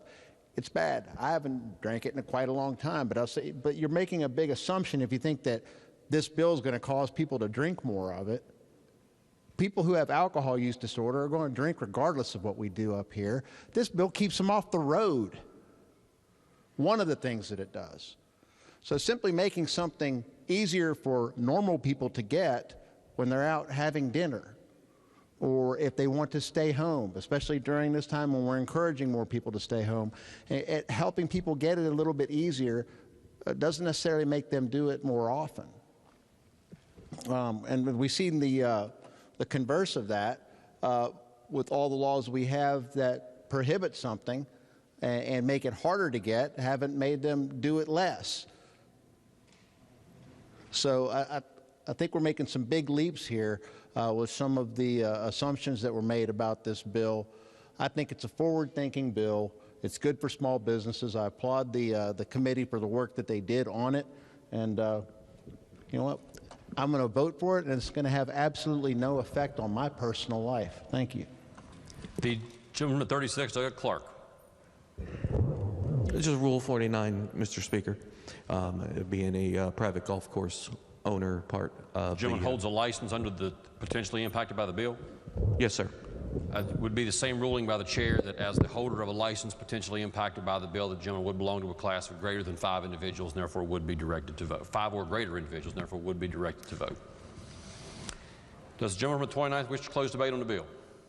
If not, the question before the House is, shall the bill pass?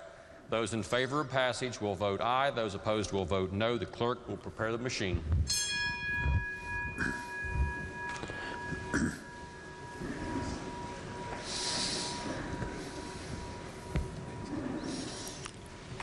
Has every member voted? If so, the clerk will close the machine and ascertain the result. On that question, there were 80 ayes, 18 nays, and 2 members absent not voting. A majority of members having voted in the affirmative, the chair declares the bill passed. The clerk will please report the title. Committee Substitute for House Bill 2025, provide liquor, wine, and beer licensees with some new concepts developed during the state of emergency, utilizing new technology to provide greater freedom to operate in a safe and responsible manner. Are there amendments to the title? Delegate Steele moves to amend the title. Question before the House is the title amendment. Those in favor of the title amendment will say aye. Those opposed will say no. The ayes have it. The chair declares the title amendment adopted. The title of the bill will be the title as amended by the House. Lady of the 49th. Thank you, Mr. Speaker. I move the bill take effect from passage. Lady from the 49th moves that the bill be made effective from passage. Those in favor of the motion will vote aye. Those opposed will vote no. The clerk will prepare the machine.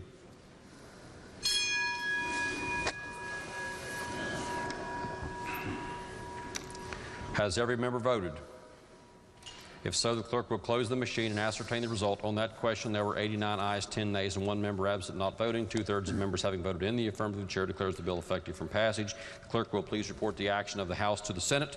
Next bill on third reading. House Bill 2791, relating to enrollment and costs of homeschooled or private schooled students at vocational schools. Are there objections to having the bill explained in lieu of having it read? There are no objections. The gentleman from the 27th, Delegate Ellington, to explain the bill. Thank you, Mr. Speaker. This bill requires that county boards of education permit students who are homeschooled or attend private schools to enroll and take classes at county vocational schools, if any are provided and as capacity allows, at no expense or cost that is greater than the expenses or costs normally charged to the currently public school students. Mr. Speaker, that's the bill. It's nice and simple, and I urge passage. Question before the House: shall the bill pass? The gentleman to 28th, Delegate Pack. Thank you, Mr. Speaker. Chairman yield. Yes, sir. So currently, county boards are allowed at their discretion to determine whether or not private and homeschool students can attend. Is that correct? I believe so. And this would mandate that if space is available, they're required to attend? Space available, they would take them, yes, and no extra charge other than what's already charged to the traditional students. Well, thank you, Mr. Chairman. Thank you for running this bill, and I extend my thanks to the lead sponsor of this bill for introducing it. Thank you, Mr. Speaker. Are there other members who wish to be recognized on the bill? If not, the question before the House is, shall the bill pass? Those in favor of passage will vote aye. Those opposed will vote no. The clerk will prepare the machine.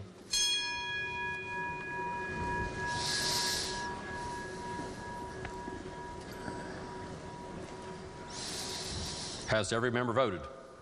If so, the clerk will close the machine and ascertain the result. On that question, there were 96 ayes, 2 nays, and 2 members absent not voting. Majority of members having voted in the affirmative, the chair declares the bill passed. The clerk will please report the title. House Bill 2791, relating to enrollment and costs of homeschooled or private school students at vocational schools. Are there amendments to the title? If not, the title as read by the clerk will be and remain the title of the bill. The clerk will please communicate the action of the House to the Senate. Are there further bills on third reading? If not, bills on second reading? Committee substitute for House Bill 2013, relating to the Hope Scholarship Program. Lady in the 49th. Thank you, Mr. Speaker. I ask unanimous consent to advance to third with the amendment pending and the right to amend. Are there objections? There are no objections. The bill will be advanced. Next bill on second reading. Committee substitute for House Bill 2363, relating to best interests of the Child Protection Act of 2021. Are there amendments? Delegate Foster and Kimball move to amend the bill. This is HFA Foster and Kimball 2-26, number 1. Are there objections to having the amendment explained in lieu of having it read? There are no objections. The gentleman to 15th, Delegate Foster, to explain the amendment. Thank you, Mr. Speaker. There are quite a few changes this amendment makes, and I'm going to try to explain them as simply as I can. We talking to several family court judges and discussions in Judiciary Committee, we recognized a few things that would be beneficial and helpful to the bill if we adjusted. First, one of the things we ran into is there were some definitions that were removed. They affect the child custody formula. So those definitions were reinserted back into the bill. There was removal of language. The amendment also removes language that refers to parent spiritual guidance, and we believe that that'd be better just to keep that out of the court system. There's no reason to have that in there, so that was struck.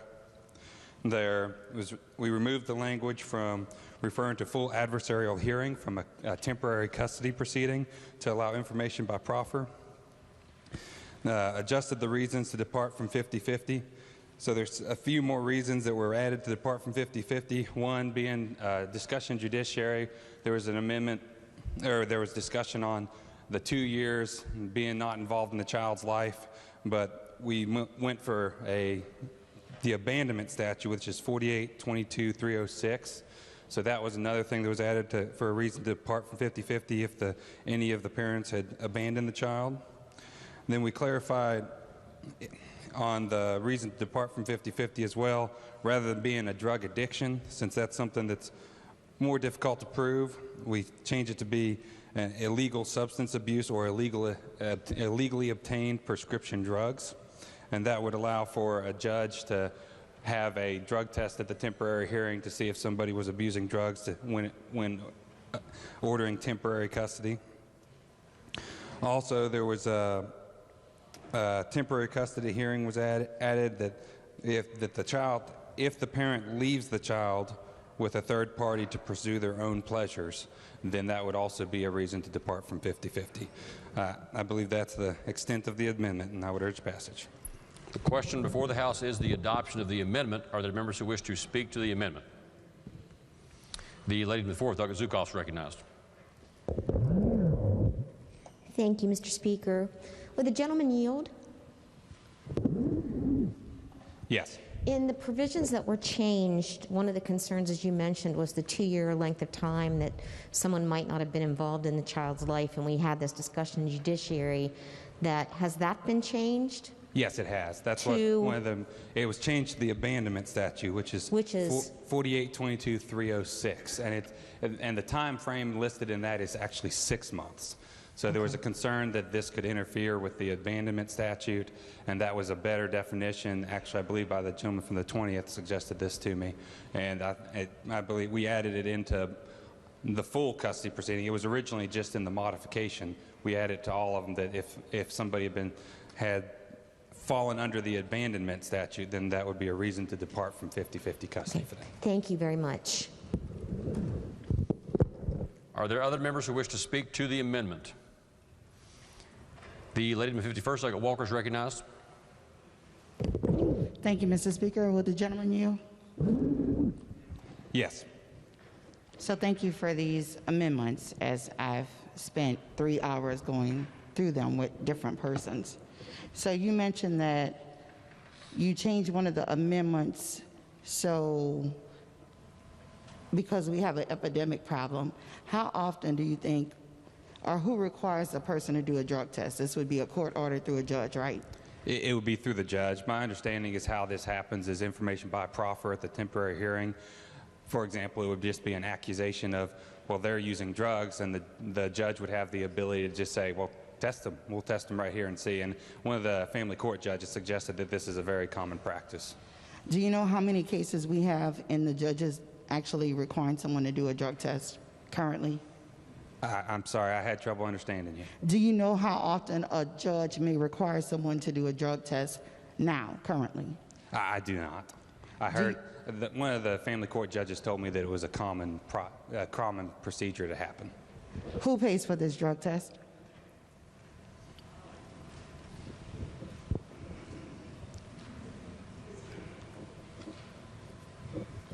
It's by order of the judge. Either the state can pay for it or the judge can order the parties to pay for it. Either of the parties to pay for it. And so do you know how long it takes for those results to come back from those drug tests? It's instant. And so immediately you wouldn't have to reconvene. So at that moment, instant is 2 days, 5 days a week? Correct. It would be immediate. Okay. So my next question is, with these different amendments that we now have in here, we also have something in here that says something about a person living in the home? That's correct. So if there is a person that is living in the home that may be abusing illegally, right? Yes, abusing drugs. Yes.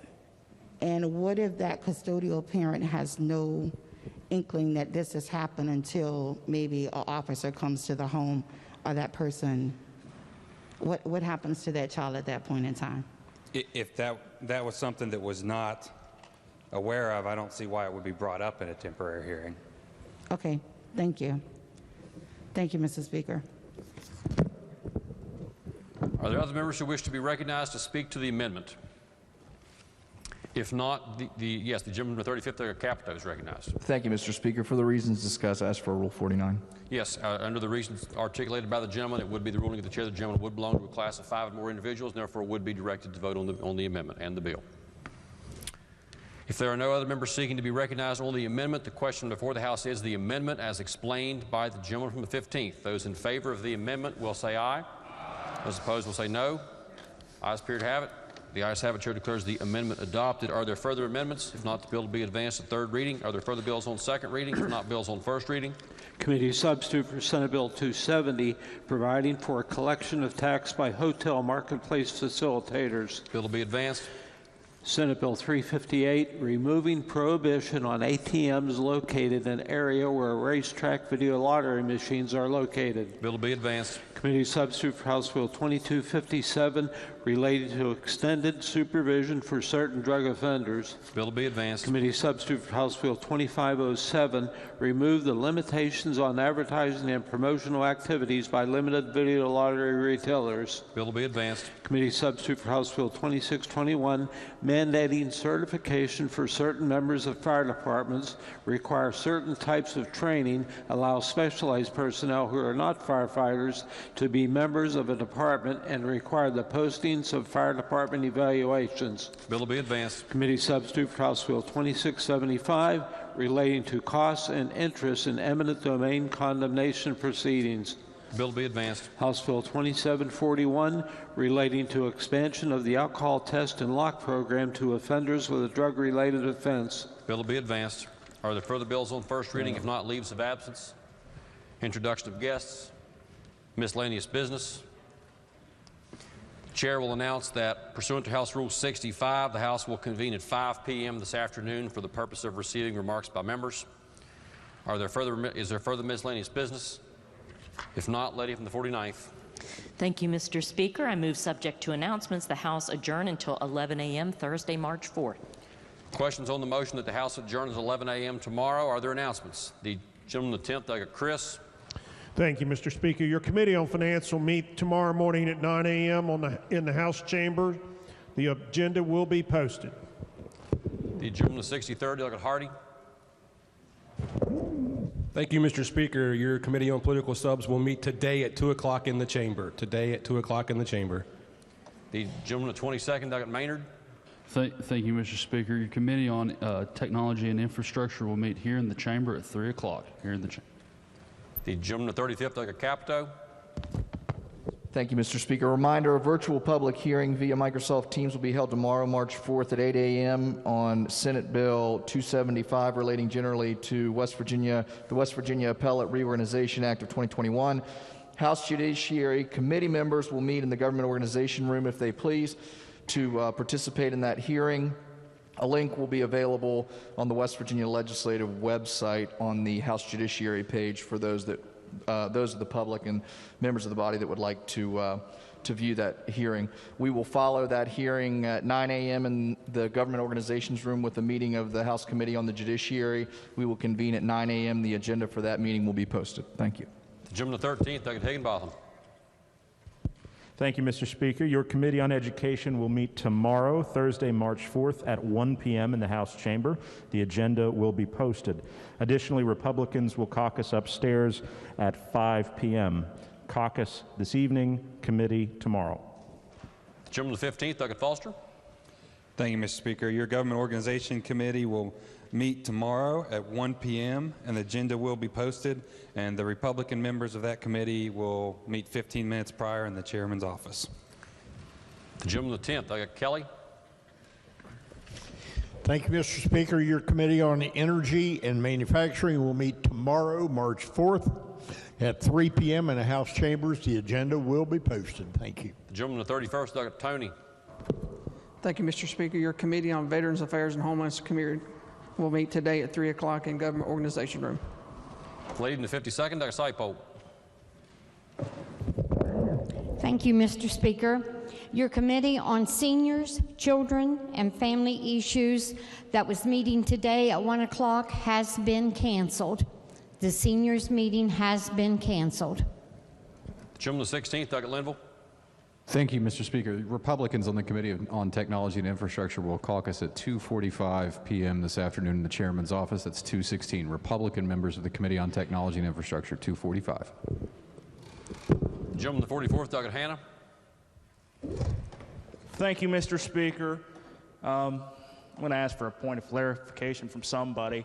The Senior Children and Families Committee will meet today. The Prevention, Treatment, and Substance Abuse will meet today, I believe, 2 o'clock in GovOrg, if no other committee has a meeting time at 2 o'clock. Okay, your Committee on Prevention and Treatment of Substance Abuse will meet at 2 p.m. today in the Government Organization Room. The agenda is posted. The gentleman the 56th, Doug Howell. Thank you, Mr. Speaker. I ask unanimous consent that the remarks by the gentleman from the 65th on the passage of HB 2025 be printed in the appendix of the journal. Are there objections? There are no objections. Are there further announcements? Yes, Mr. Speaker. Yes, lady in the 49th. Your Committee on Rules will meet tomorrow morning at 10:45 in the House Judiciary Committee Room. If there are no further announcements, the question before the House is the motion that the House stand adjourned at 11 a.m. tomorrow. Those in favor will say aye. Those opposed will say no. The ayes have it. The motion is adopted. The House is adjourned at 11 a.m. tomorrow.